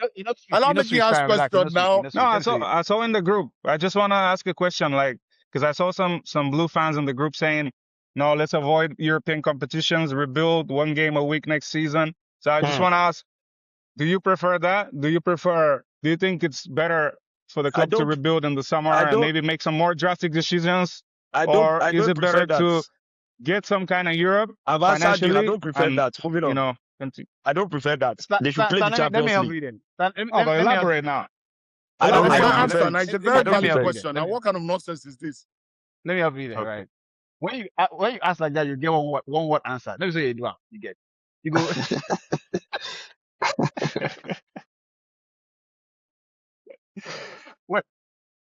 when you do it like that, the answer yes or no. Yes or no. I still don't answer you. How you be you now? You say no, I don't prefer that. Yes. Talk another one. I mean, I don't prefer it. Talk another one now. Ask me another one. I don't prefer it. Next question. Thank you very much for that And you question. don't get No, I it. don't prefer it. Thank you. All of a sudden, you're not so talkative now. Come on now. Make I tell You you go how you do explain time. You go explain time about Arsenal. Stan, We switch make to I the tell blue side of London. It's me. Stan, let me show you how to do it. Right. Come on now. You say from what I've seen, Chelsea. The metronome. Teach me. You say from what I've seen, right? Chelsea need to make a decision, right? So going into next year, right? Do they continue with the project, or do they say, you know what, let's change strategy? Then you see Rufai come out with the, right on Should I answer you? Should I answer you? Rufai gonna do leg over. Should I answer you? They should continue with the project. You know, another answer ask the next question. You get. If you don't get it, just say the Arsenal fan group, the Arsenal fan, in the ground they counting money like this. You get. Maybe in the data remain like 200 MB. And you can just subscribe. Let me tell you, the Stan. Arsenal discourse. Stan, let me answer your question. Oh my God. Let me answer your question. But that Chelsea game, man. I saw an article. It's not about Chelsea, but I saw an article about Liverpool. That it is the first time since I think 2010 when Roy Hodgson was in charge, where the Liverpool crowd showed proper discontent. Like it was kind of like, yeah. I think if you weeks ago, myself, Rufai, we all started IBK. I think we said that Liverpool have from the look and feel of it, feels like they've tested the water and said, you know what, we're gonna stick with this guy for another year. I think that they are back where they were like 2 months ago, where they're like, you know what, we might have to pull the plug on this guy. That's what I think. So because it feels like it Yeah. feels very very much so. It feels because truly they were quiet. Anfield is usually like very loud, backing the team, but they were quiet. Even though I didn't see the game because obviously we had Williams wedding. Happy married life to Shout out William, to by the William, way. man. But I then followed up later on after after the game later on. It was like we're really quiet. He didn't like what was going on with and I think the manager has lost defiance. And ultimately, when you have lost Mhm. defiance, there's even a big chance he has lost a section of the dressing room, if not all of the dressing room. Because there's the Salah thing that happened. There was something recently that Otto was telling me. Otto is a Liverpool fan. Was telling me Salah said something about he's worried about the commitment of some of players in the squad in terms of Mm. he knows that before training, he's there early, he's doing extra work. After training, he's there doing extra work. But now he realizes that it feels as if he's the only one that does that, or maybe him and maybe someone like Van Dijk. Before training, everywhere is empty. After training, everywhere is empty. He's Mm. scared of what that would look like when people like him leave the club, and he's leaving. Robertson, I think, is also leaving. Whether Yeah. I like it or not, Van Allison Dijk, potentially. very Mm. yeah, exactly. Allison potentially. He Van can Dijk be is in number also two at getting to Man the U, point. back of the line. Is also getting to the point where Salah is talking about his worry. And then Slot came and said something about that. I'm like, Slot, that's a legend of the club. You see, some of these coaches don't get it. That's a legend of the club. You have no business. The guy hasn't said anything wrong. You have no business trying to antagonize the guy publicly. Slot said something, I think, Yeah, in the press. unfortunately, or luckily, Slot is Dutch. And as Yubi knows, with his Eric Ten Hag days, Dutch people, they're blunt and direct, and sometimes to And their detriment. that's why they will Sometimes to their fire him. detriment. That's why they will fire him You're right. because you have no business coming to the press and he said it shortly. He's not only off the field, the commitment is needed, also on the field. My brother, there's no need trying to antagonize the guy publicly. Leave it alone. He's a legend of the club. He has earned the So right to say some things. yeah. So what I find with managers that are embattled, especially these new ones, is when you're in an embattled position, what you want to do is pick only the fighter you can win. Now, Mm. whether those fights are morally justified, whether you're morally justified in taking on those challenges, you have to understand that the world is not some utopian garden where everything is supposed to be as it is, right? And I think that throughout the course of the season, Slot has picked too many battles, right? And I Mm. find that is a consistent trait with these new managers. Your Ten Hag, your Manage. Amorim, His man your, age. Man age. yeah, man age, you pick too many battles, Rossinier, right? Rosinha, for example, right? Man, And I mean, it's a bit profound what Rufai said in the beginning. I mean, at the time, like with the Sanchez thing, for example, right? Now, whether you genuinely believe that you want to make a new choice of goalkeeper, the Champions League against the best team in country is the PSG worst time to against do it. defense is the worst time to do it. If you Right. get it You wrong, get, your head will and be and taken that off is for it. you, and that is you who already has some brewing problems in the club. So you've got to Yeah. realize, you've got to almost like map out, okay, take a whiteboard, a canvas. How many problems do I have here? Great. I'm going to concede here, concede here, concede here, concede here, build my Exactly. capital. I'm going to tackle this problem. Like when Ten Hag went on with the Ronaldo thing, right? You're already in trouble. You now start Yeah, taking on you Ronaldo. are. You get, You are. bro, like even if you're morally right, right? The guy has 400 plus million followers on Instagram. He's going to suck You're you not gonna in. win. You, You're not You're gonna not mm, going win. to win that battle. More so. You get you, More so the you only be. way you win that battle More so. is if you were recording training and viewing it and say, look at what I told you to do into it. Do you understand? Uh-huh. So but That's the only Yubi, but way. Yubi, don't we think that this is ultimately to the detriment of the game because We're going into a space where the players are becoming so powerful now that the But job of the coach is Stan, changing. Stan, Look at Xabi Alonso. Look at Xabi Alonso and what happened to him. Something similar. He had the authority to be like, listen, I've been given the reins. Yes, you might be the best player in the world. Yes, Vini, you might have brought the Champions League and you have some stature here, but I'm your manager now, and I'm gonna tell you if you play or not, or where you play. And ultimately, look at how that panned out. 6 months Stan, in, he got fired. Stan. you Here's know what what I'll say. happens? Here's what I'll say in You know response what to that. happens? Yeah, Mm. go for it, Rufa. Here's what I'll say in response to that.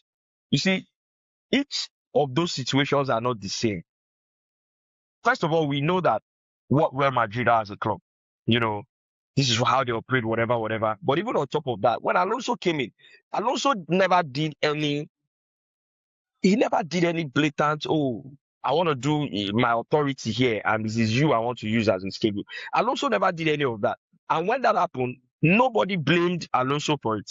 In fact, almost everyone, all of us supported Alonso in terms of there's a problem here. You remember we were talking about it on the show when we were talking about Vinicius was walking, he wasn't trying. Like, we identified the problems. Alonso, he was different. When Ten Hag came to United, I remember telling you, I said, I am telling you that Ten Hag is using Ronaldo as a scapegoat. Like, there are some things you just do where, first of all, when you come into a team like that, is Cristiano we are talking about. The first thing you want to do is see how you want to get him on side. It's Cristiano we're talking about. We're talking legend of the club, legend of the game. There are not two of him in the history of the game. Like, it's Cristiano we're talking about. That's not the guy that you want to do some, and that's why it will not go. If you follow the conversation around Madrid now, you will hear that there's a section of the dressing room that didn't like what some of the players did to Alonso. But if you check the Ten Hag situation, you can tell that almost the entire dressing room didn't like what Ten Hag did. If you check the Rosinho situation, it is not random that Rosinho gets fired. Not one of the players posted any goodwill messages for him. It's not random. Even with James that we know is the nicest guy, soft-spoken, there is something there. So those situations are not entirely the same. When you walk into a football club and you see a player of that magnitude, Ronaldo, that's what the older coaches, the Carlo Ancelottis, the Jose Mourinho, that's what they understood. That, okay, if I get this guy on side, I've won 50% of my dressing room battles. If you walk into a club like that where you have Van Dijk, you have Mo Salah, you have some of these most senior guys. If you have Van Dijk and Mo Salah on side, 50% of your dressing room battles, you have won it. Because the younger guys in the dressing room, they won't try nonsense to try and offend the senior players. Yeah. So that's why you pick your battles. Yeah. I mean, it's the same thing I said with, it was the same thing I said with, when Mourinho lost dressing room at United. It was the same thing I said when Zlatan left. I knew that Mourinho was losing dressing room. Because Mourinho was running that dressing room via proxy, via Zlatan. That's what managers do. You pick the most powerful guys who everybody defers to. Yes. Yeah, and you roll with them. But with the Arne Slot situation, I just feel like, so no, to answer Stan's question, right? And Rufai has done a good justice to it. Every club, right? When you say player power, any club that allows player power, right? Now players need a bit of power because a bit of stardom, a bit of this is show business as well, right? But when you allow player power to spill over the banks of what is acceptable, right? You will suffer for it as a club. You get nobody. For me, that's a self-correcting thing. You think self-correct. So now Real Madrid are trying to self-correct. You get, and it so shows with PSG. Shows with PSG, right? It shows with PSG. See what's happening with Valverde and Tchouaméni, right? Tchouaméni, exactly. That is a fragment. That's crazy. It's a microcosm of a dressing room that people have gone amok. You have allowed it to go on for you have allowed it to go on. You have allowed it to go to the man where it's on check. So now people think that it's like a schoolyard with no teacher. Exactly. No teacher inside. So exactly. So that's self-correct. So players will have some power, and even sometimes, even with the player power, you have to be able to identify Where is it? For example, the Chelsea of old, right? The player power in the Chelsea of old mirrored completely what the owner was. Because the owner was the guy that would come in when you are not winning. He doesn't want to hear anything. He will come in and shut it down. The player power at Chelsea at the time was tied a lot more to winning. If you're a coach and you come in and you're not winning, the players will revolt against you because they know that, don't worry, this owner will soon come now and he will come tell us nonsense. He will come insult us. The players themselves will first start with you. That's So, going to land helicopter at training ground. exactly. So, the And player the power way, at that and old Chelsea. yeah, Go you're on. right. You're right. And the way Chelsea at the time, at the time was run. When Roman comes, if Roman actually thinks that he doesn't want you anymore, right? That day he lands. That's the end of your this thing at Chelsea. You You understand? get. You understand? So the player power, like if I said, was grown out of that. This guy, right? This Bro, contract we have is rock solid, but the guy doesn't mind bro, you paying your have heard money, and you fuck You have off. heard exactly. You have heard the Chelsea player. You have heard the Chelsea players tell you. That praise was telling us in our last meeting with him. Now he starts with Solomon Kalou. See, Kalou was telling him that, bro, Abramovich walks into the dressing room. You are not winning. Tells you, bro, you guys think you are earning a lot of money. Oh, you think you have arrived. You are very. So I'll pay you your money. You fuck off. I'll go and get somebody else. I don't care who you are. And Exactly. Joko was saying when we lost to Inter Milan in the Champions League, Mourinho's Inter Milan. See, Abramovich came into the dressing room. Abramovich looked at all of them and asked them, are you big players or are you just players with big salaries? What nonsense are you doing? So that's how Abramovich used to talk to the players. So that's what the player power mirrored.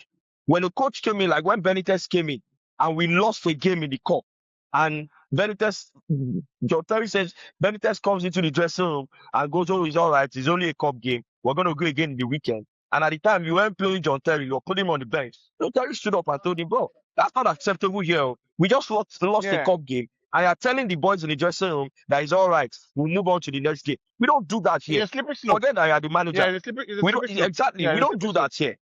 So that's Yeah, what the player yeah. power mirrored. Yeah. But I think And at in Chelsea the now, I think at Chelsea now, I mean, just to wrap up on the Liverpool Chelsea game, I do honestly think that, I think that Chelsea are at a serious crossroads, and there is empirical data to show that Chelsea need to make a very, very, very serious call very quickly, very quickly. And I mean, you say give credit where credit is due. I heard that Levi Colwill had an outstanding game. So credit to him So for what me I coming was back from like injury I've and been doing saying, that. yeah, like I didn't even think they should have played. I don't know if they Let me played him. finish. Let me finish. What I'm saying is Chelsea are at maybe the biggest crossroads they've ever had since the 2004 era, because all those players, I don't care what you tell them, all those players are going to be looking to jump ship. I don't care what you're telling them. From your Cucurella to Enzo to, and guess what? I've even seen sections of the fans turning on Enzo now, right?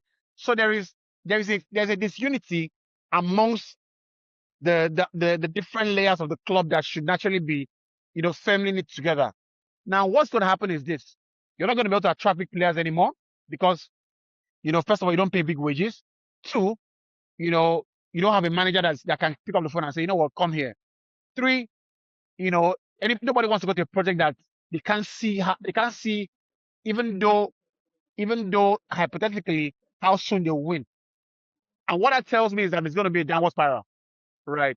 So for me, Chelsea, I'm gonna be watching their movies summer like this, because they need to correct that thing. They need to correct it fast, or else they're going down fast. Like I think it was the like Maresca sacking that started everything, because Maresca was a guy that not only brought trophies, but you could see that he was that project guy, that he had an idea where the team was gonna go. For me, the minute that they discard them and they appointed a puppet, basically, let's be honest, in Rossinier, it was They were it lucky. was doomed. So the next see- appointment for me is crucial. Is it gonna be No. back to Maresca or No. another Rossinier? That's a symptom. That's a So- symptom approach, right? You're treating the symptom. Maresca, they were lucky, see, the same idea they had when they hired Maresca. It's the same idea that they had when they hired Liverpool, right? A guy who is going to nod and say Yes, yes to our exactly. project, When right? Maresca came to you, everybody said they have hired a puppet. Yes, That's what everybody exactly, said. right? Now Yeah, but the minute he started talking, they no, kicked him out. they fell on a stroke of luck, right? Because Maresca was a guy who relatively unknown guy, but knew his onions to a great I extent. won't call it. And whilst he was winning, Wait, you be hold on. You be hold on. but let It me will be unfair. land the point. It will be unfair. Okay. Let me land the point. So when Manchester started winning, right, it felt like, oh, they made a great choice, right? But the thinking process behind hiring him is the same as Rosino. Now, for me, the mistake they made is when you fire Pochettino, because that was the root cause of the problem. The root cause was that Mauricio said, guys, we are in the conference league, right? But that thing we talked about, we're going to be left behind. We need to sign a bit more experience. And this guy said, you know what? No, we know more football than you. This is our project. This is our business model. You fuck off. And Mauricio, took his bags and left. Because Mauricio, for all the crazy thing that happened in the first half of the season, Mauricio finished the season strong. That at least warrants you giving the guy some time to see if they can, accelerate the process. So that's where they made the first mistake. And the mistake comes from their original model. So they have to make that choice. This model, is it gonna work?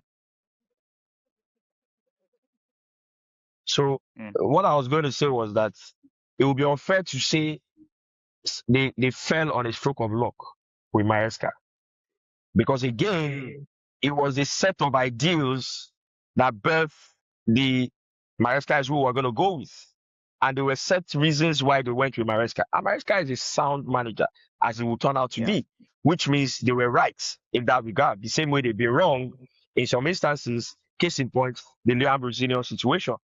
So, like I've been saying, before this slip, before this, loss of form, and everything, it has already been said.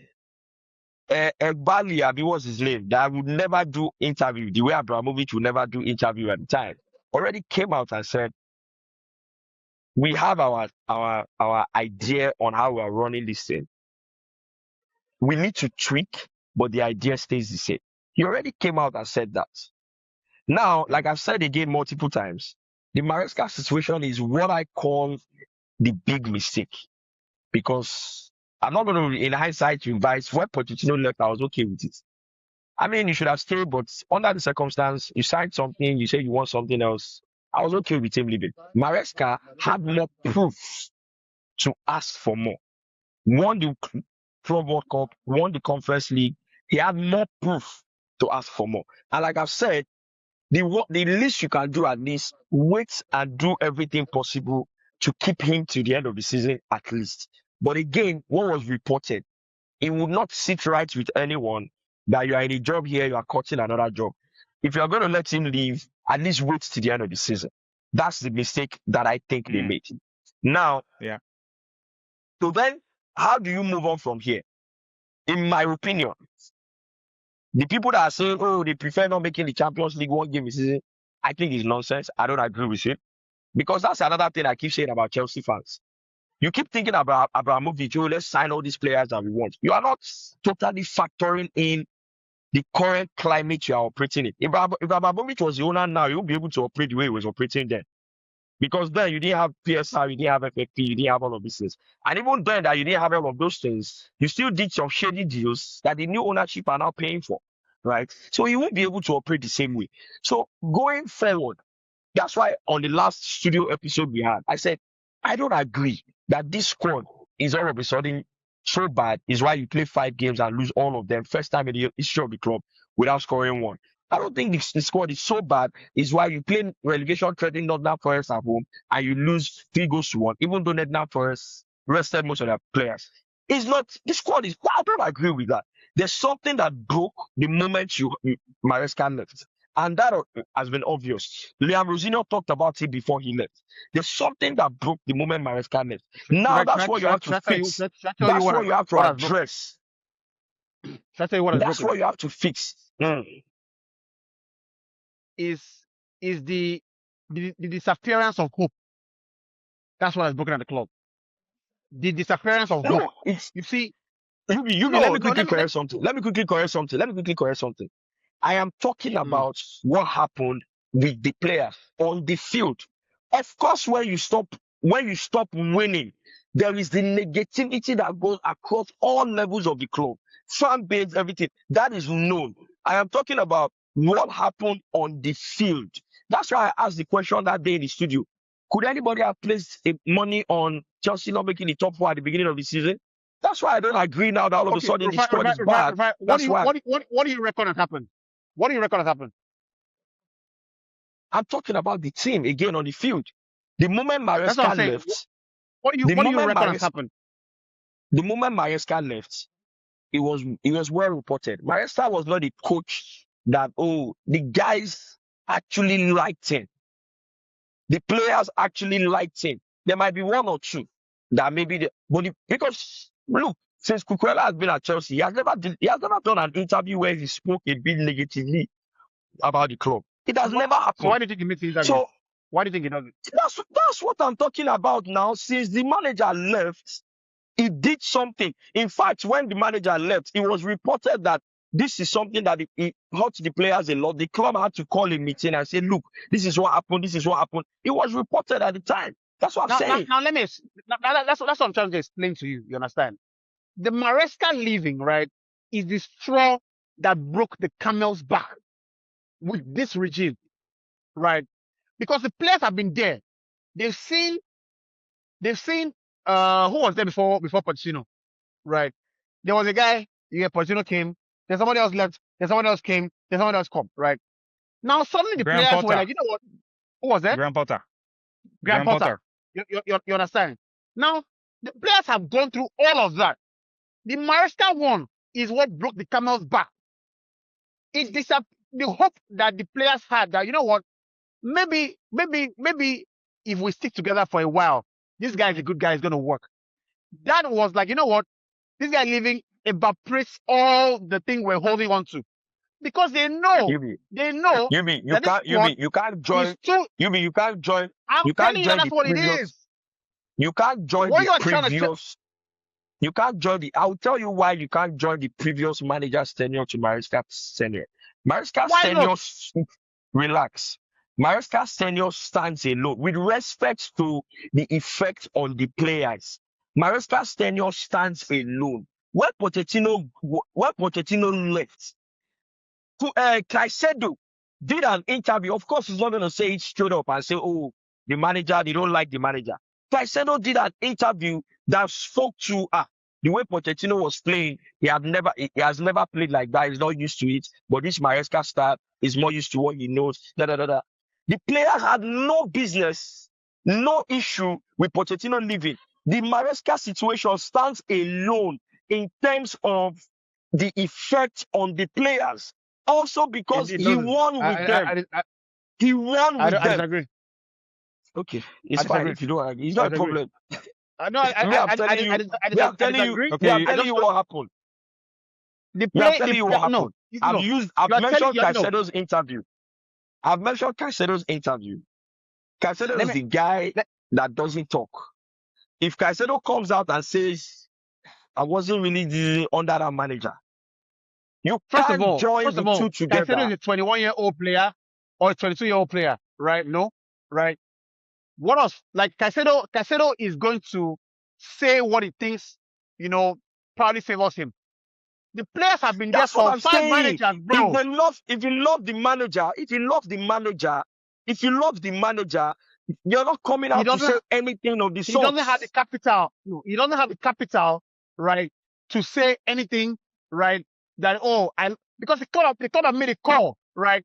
What I'm saying, he doesn't have the capital to do what? You don't have the capital to come and say, I prefer him to stay. But he has the capital to come and say he doesn't really like his style. Because he doesn't have the capital saying that, right?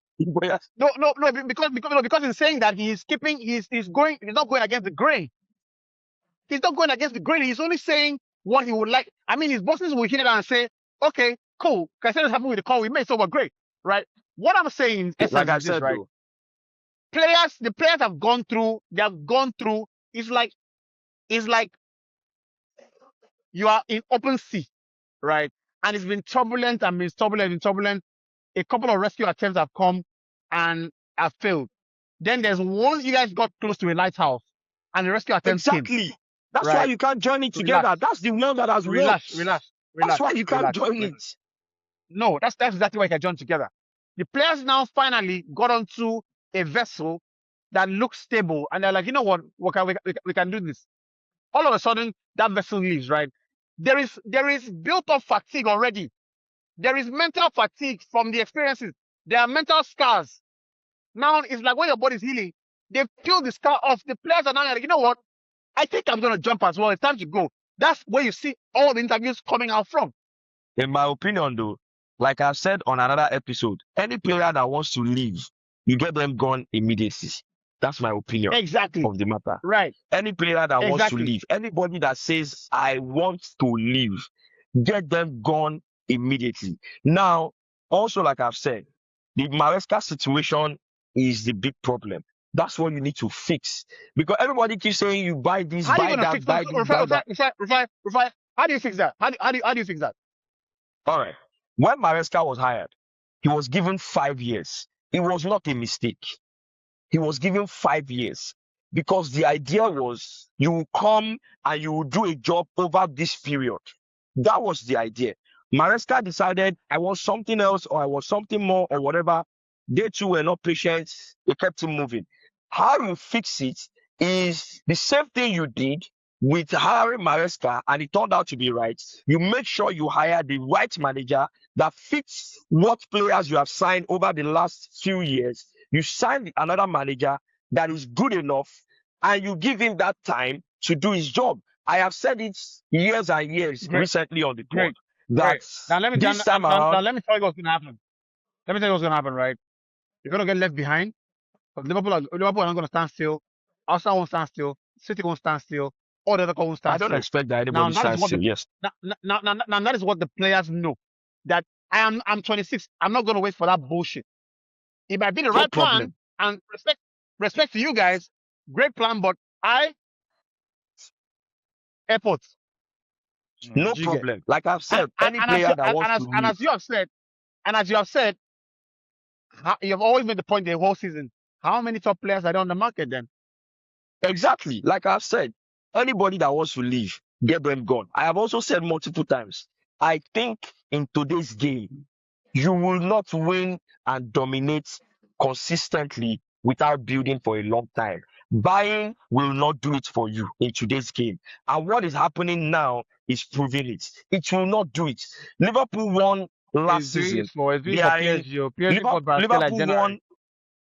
No. They bought Basquia 2 Januaries or 3 Januaries ago. He did 400 million or 600 million. He did, relax. He did 400 million on the squad he inherited. 400 or 600 million on the squad he inherited. That's what Enrique did. And they allowed him what he did over 2 or more seasons before he eventually won the listing. And Swart won the Premier League last season. They are in no man's land this season. They are managed to make Champions League this season.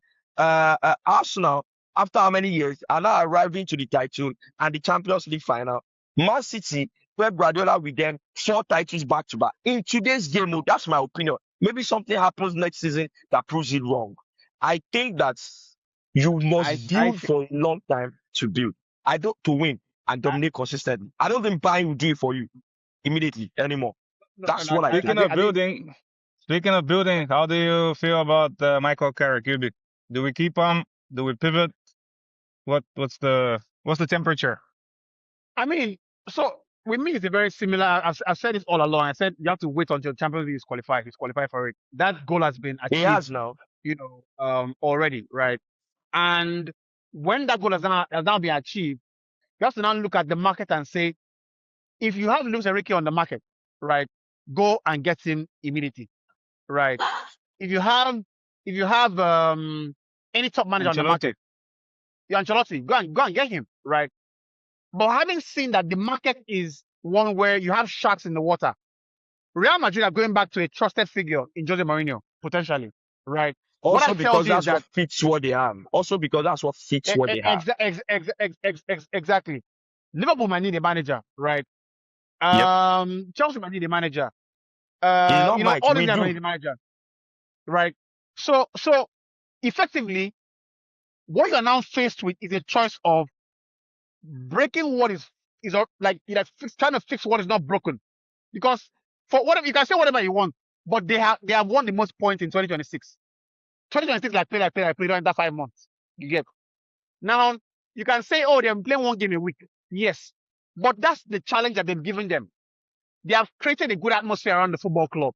So for me, for an ownership that already fumbled 3 managerial calls, 3, they have to, as a matter of responsibility and maybe morality as well, make the easy call. Because when they came with Ten Hag, they gave him a new contract first, right? Fired him after 3 months. They now went and brought Amorim, right?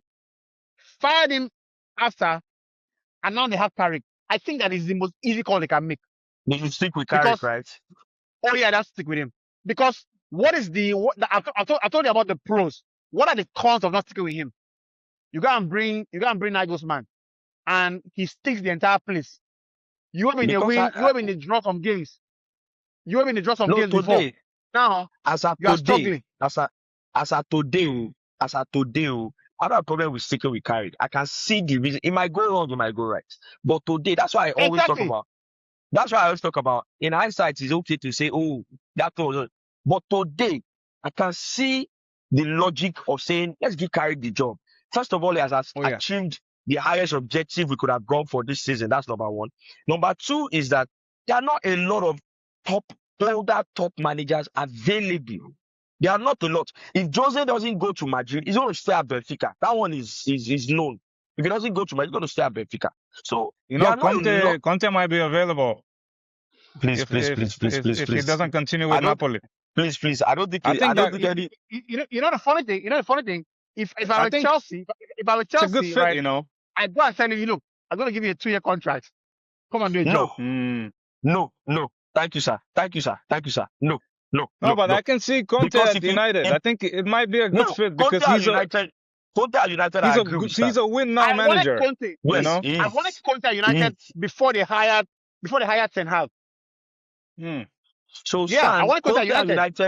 Conte at United, I agree because I think even the sort of players that you have signed, I think Conte will get them working to devastating effect.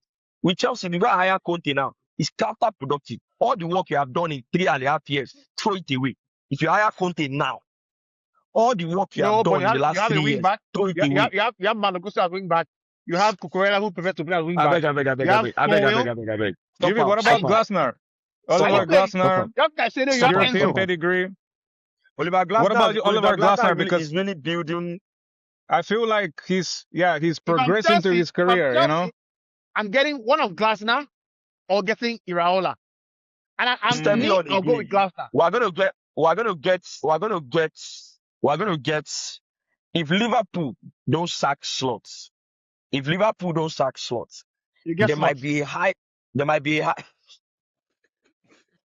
there might be a high chance we get Alonso. If Liverpool don't fire No, slots, I can't see that happening, man. there might be a high I can't see that. chance No, I we don't know. get He's Alonso. waiting for the Liverpool job. Cause No, that's I what I'm think saying. Alonso will go into That's a what I'm safe saying. job now. Because He won't risk it. if they fire slots, Alonso is going to Liverpool. Except they Yeah. don't go to. Yeah. If they fire slots, it's going to Liverpool. But if they don't fire slots, there's a chance of. You see that Raola. The problem. That's why I said the job you have done in the last 3 years. When we hired Maresca, it was a deliberate move. Maresca, the way he plays, it fits those players to a T. The way Maresca plays, it fits them. So if you go and hire, How does Maresca play?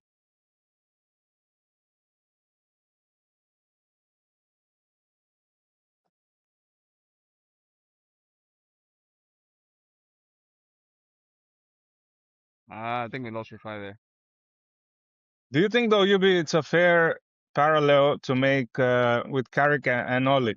because I see a lot of people saying, well, it's just gonna happen again. That started with Oli, and then he was given that long contract and never really lived up to what he was expected to achieve. Even though I know some United fans have a lot of sentiment about the way he played, at least.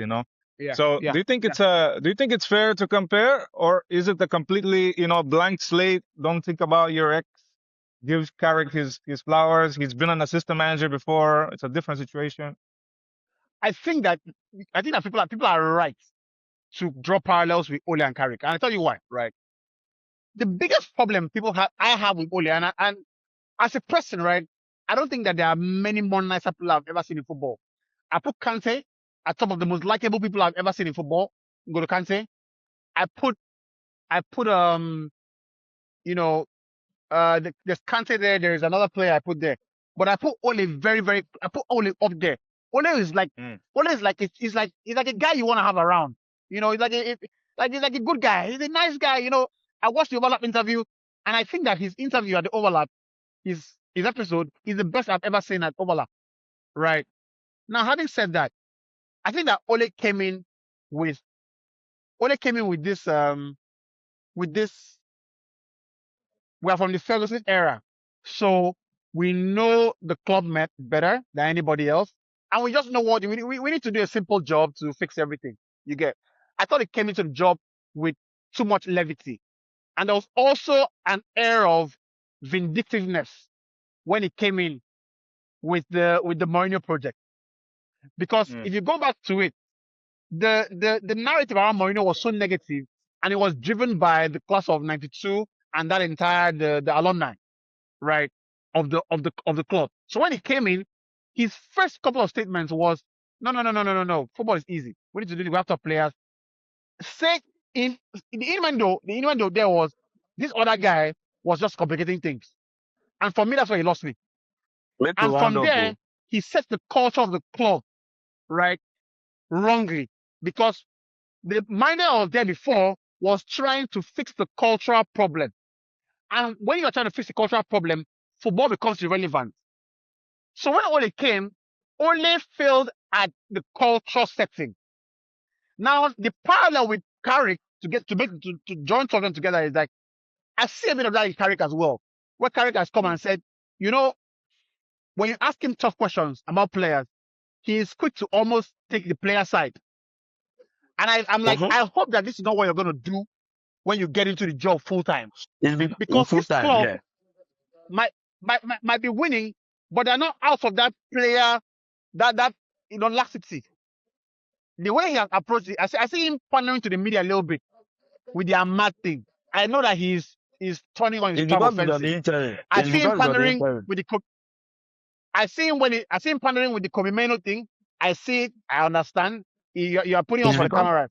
But if that is a symptom, if that is a clue feature or an idea into what he is, I don't want him in it. I want him out. It is a feature. You get? No, I want him out immediately. I totally agree.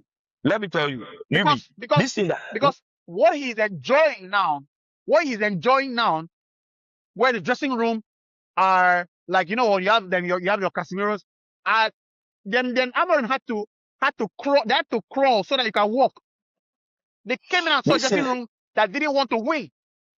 They have bombs everywhere. People, Listen, that you just said. Amarin sent off Rashford, sent off this guy. Say, you know what?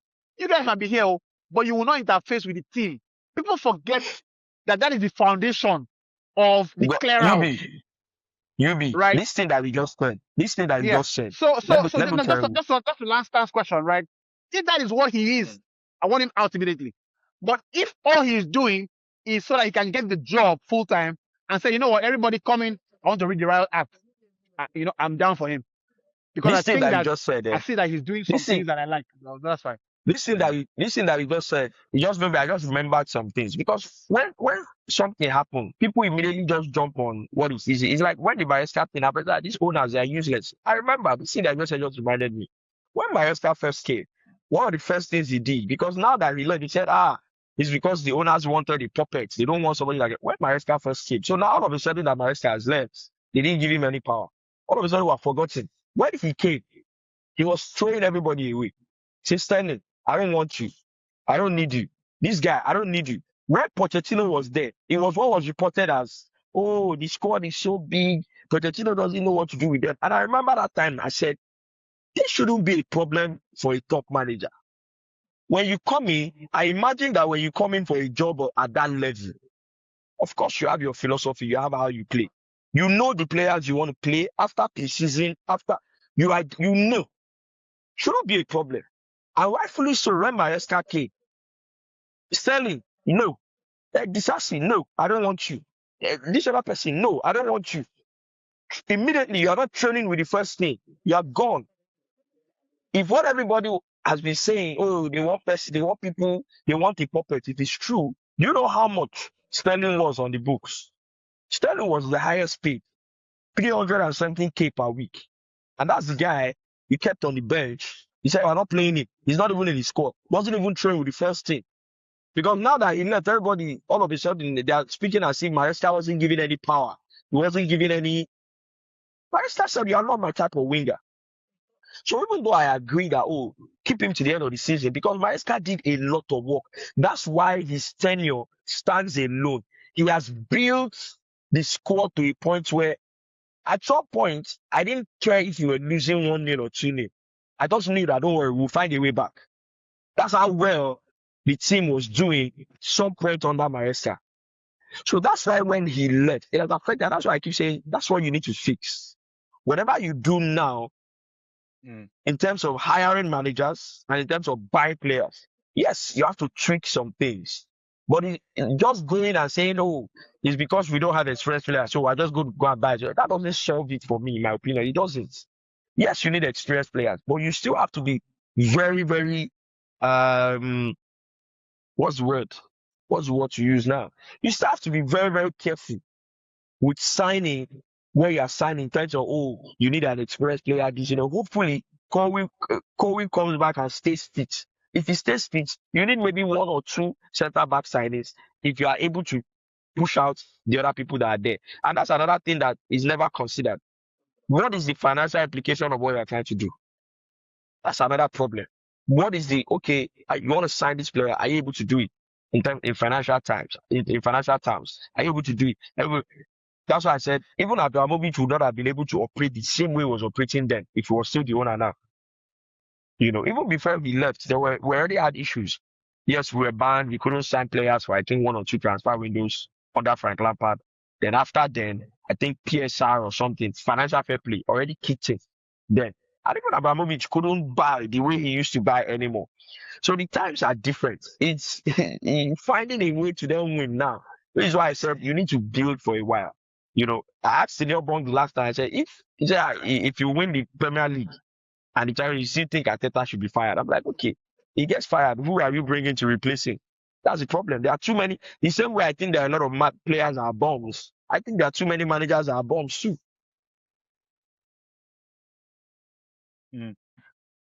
So. Yeah, it will be a curious summer with a lot of managers moving and it will be. I think, I agree with what you said. If there's a big name on the market, maybe go for him. If not, you have to give Carrick a chance, at least for next season. Let's see how it does. But he's gonna be back. He's gonna be back to make big moves. So tough. I like Glasner. I like also Glasner. I think he's not the big name, but he's on the progressive step. I like Glasner won too. European trophies, potentially another one, FA Cup.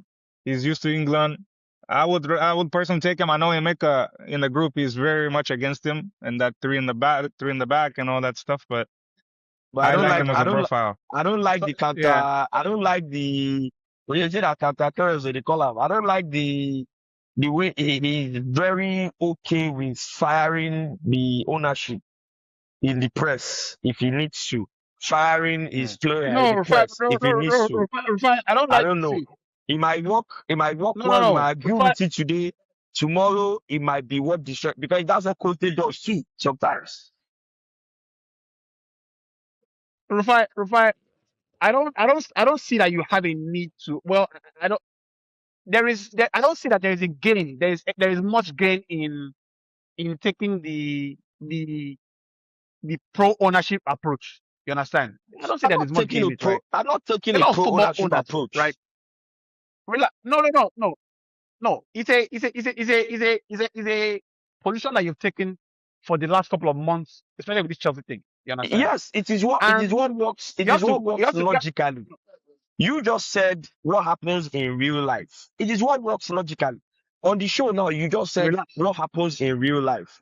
And what happens in real life is that you can't do that with your employers. That's what Relax happens in now. real Relax life. now. There is context. There is context to Oliver Glasner. You get going at the ownership, right? And you cannot discuss. You cannot speak that I said about him without creating that context, right? And the context, I don't need to go. I don't need to go by because we all know what happened, right?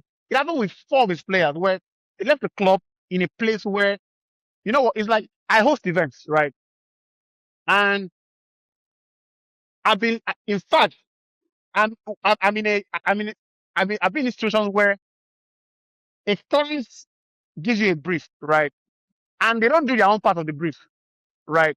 But on the day of the event, they give you the microphone and they say, bro, work magic, right? Now, if we're in a steady relationship, at some point in time, I have to call you to order and say, this nonsense people keep doing because you're going to make me look bad because you guys are the background, right? And ultimately, when it comes to it, you guys are going to fire me, right? You fire me, right? And when you fire me, it doesn't look good on my CV that you fire me. So when he eventually calls out the ownership, he has done it because clear, there is there is evidence to show that the owners have let him out to dry. Now, with the thing Anata said about it at the back with Oliver Glasner, right? I always look for the manager's character, the character of the manager. And the system he has played, at Stuttgart, he didn't play three at the back. He played four. You understand? Now, he's chosen a three at the back approach at Palace for whatever reason he knows best. But I think that the only question you need to ask him going forward, if you want to hire him, is look, we don't want to play this three at the back system. Can you operate at the same level in a different system? My answer is that I have seen the man's character off of what we watched, the videos. I've seen him speak in the dressing room. The guy is a top. Well, let me not go overboard. I think he's a proper people's person, and So he's a you take him motivator of at men. so you And that's take what I him need at to know. United. You take him at United. Oh yeah, yeah. Fantastic. I said this long ago. I said this long ago. Fantastic. So I think he has the let me quickly temperament to let me coach at quickly United. respond. Let me quickly respond to you. It is not right Yeah. to say there is no gain to taking an pro ownership approach. There's no pro ownership approach. All you need to do is listen to the merits of the individual situation I am talking about. When Oliver Glasner called out the ownership at Crystal Palace, I supported him in terms of we are selling his best players, right? Even though we don't know the other side of the argument on why exactly are those players being sold. Because that's the thing that's the only thing football fans want to hear. Oh, this player, that player. You don't know what's happening with ownership, with debt, with whatever. Nobody cares about that. No. So I supported him. You don't, bro. You don't. I supported him in terms of you're selling his best player, right? So what are we In talking terms of about here? you're selling his best players. However, when Amorim went and spoke how he spoke in the press about the ownership, I didn't support him because what you went and spoke about, I didn't think make logical sense to me to go and speak in that regard and whatever about your employers. I didn't think it works, right? And that's why I said it is what Conte does sometimes as well. So sometimes you do it and you agree with it because you see the logic of it. But sometimes it also goes wrong because this is the behavior that you have. When something like that doesn't rub you, the right way, you are okay with going to the media and completely blasting whoever it is. And that's why I said, I don't know if that is the right attitude to have at a top job. Because like we said during the Amorim one at United, there are levels to this thing. You are the coach, you are the head coach. There's a sporting director, there's a director of football, whatever. And each and every one of you have different KPIs. You have different roles you are playing at the club, different jobs you have been given. Sometimes, Fonado, you butt heads because it feels like interests might be clashing.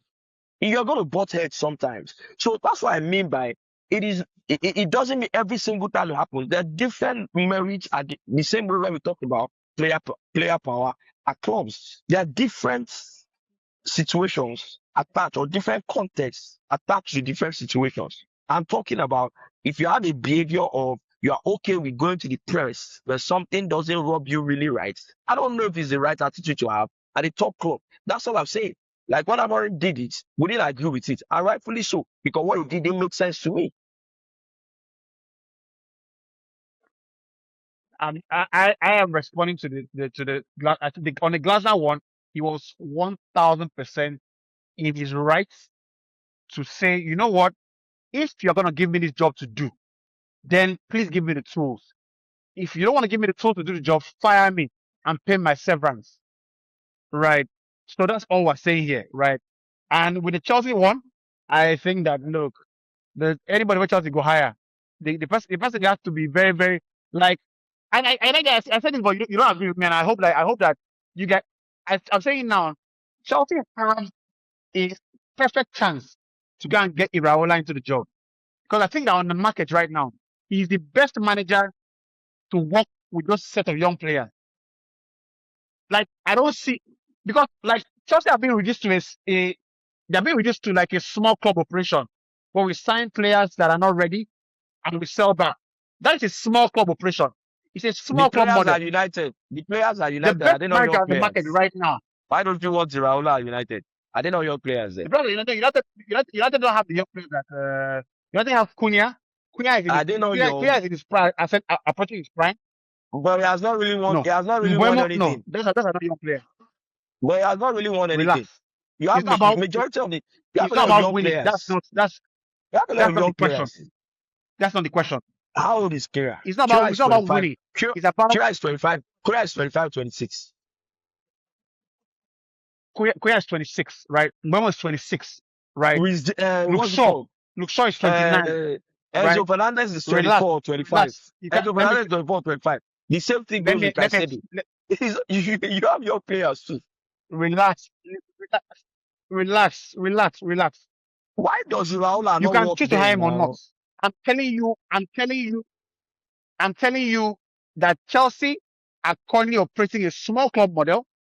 And if you want to operate a small club model, go and hire a quote unquote small club type manager.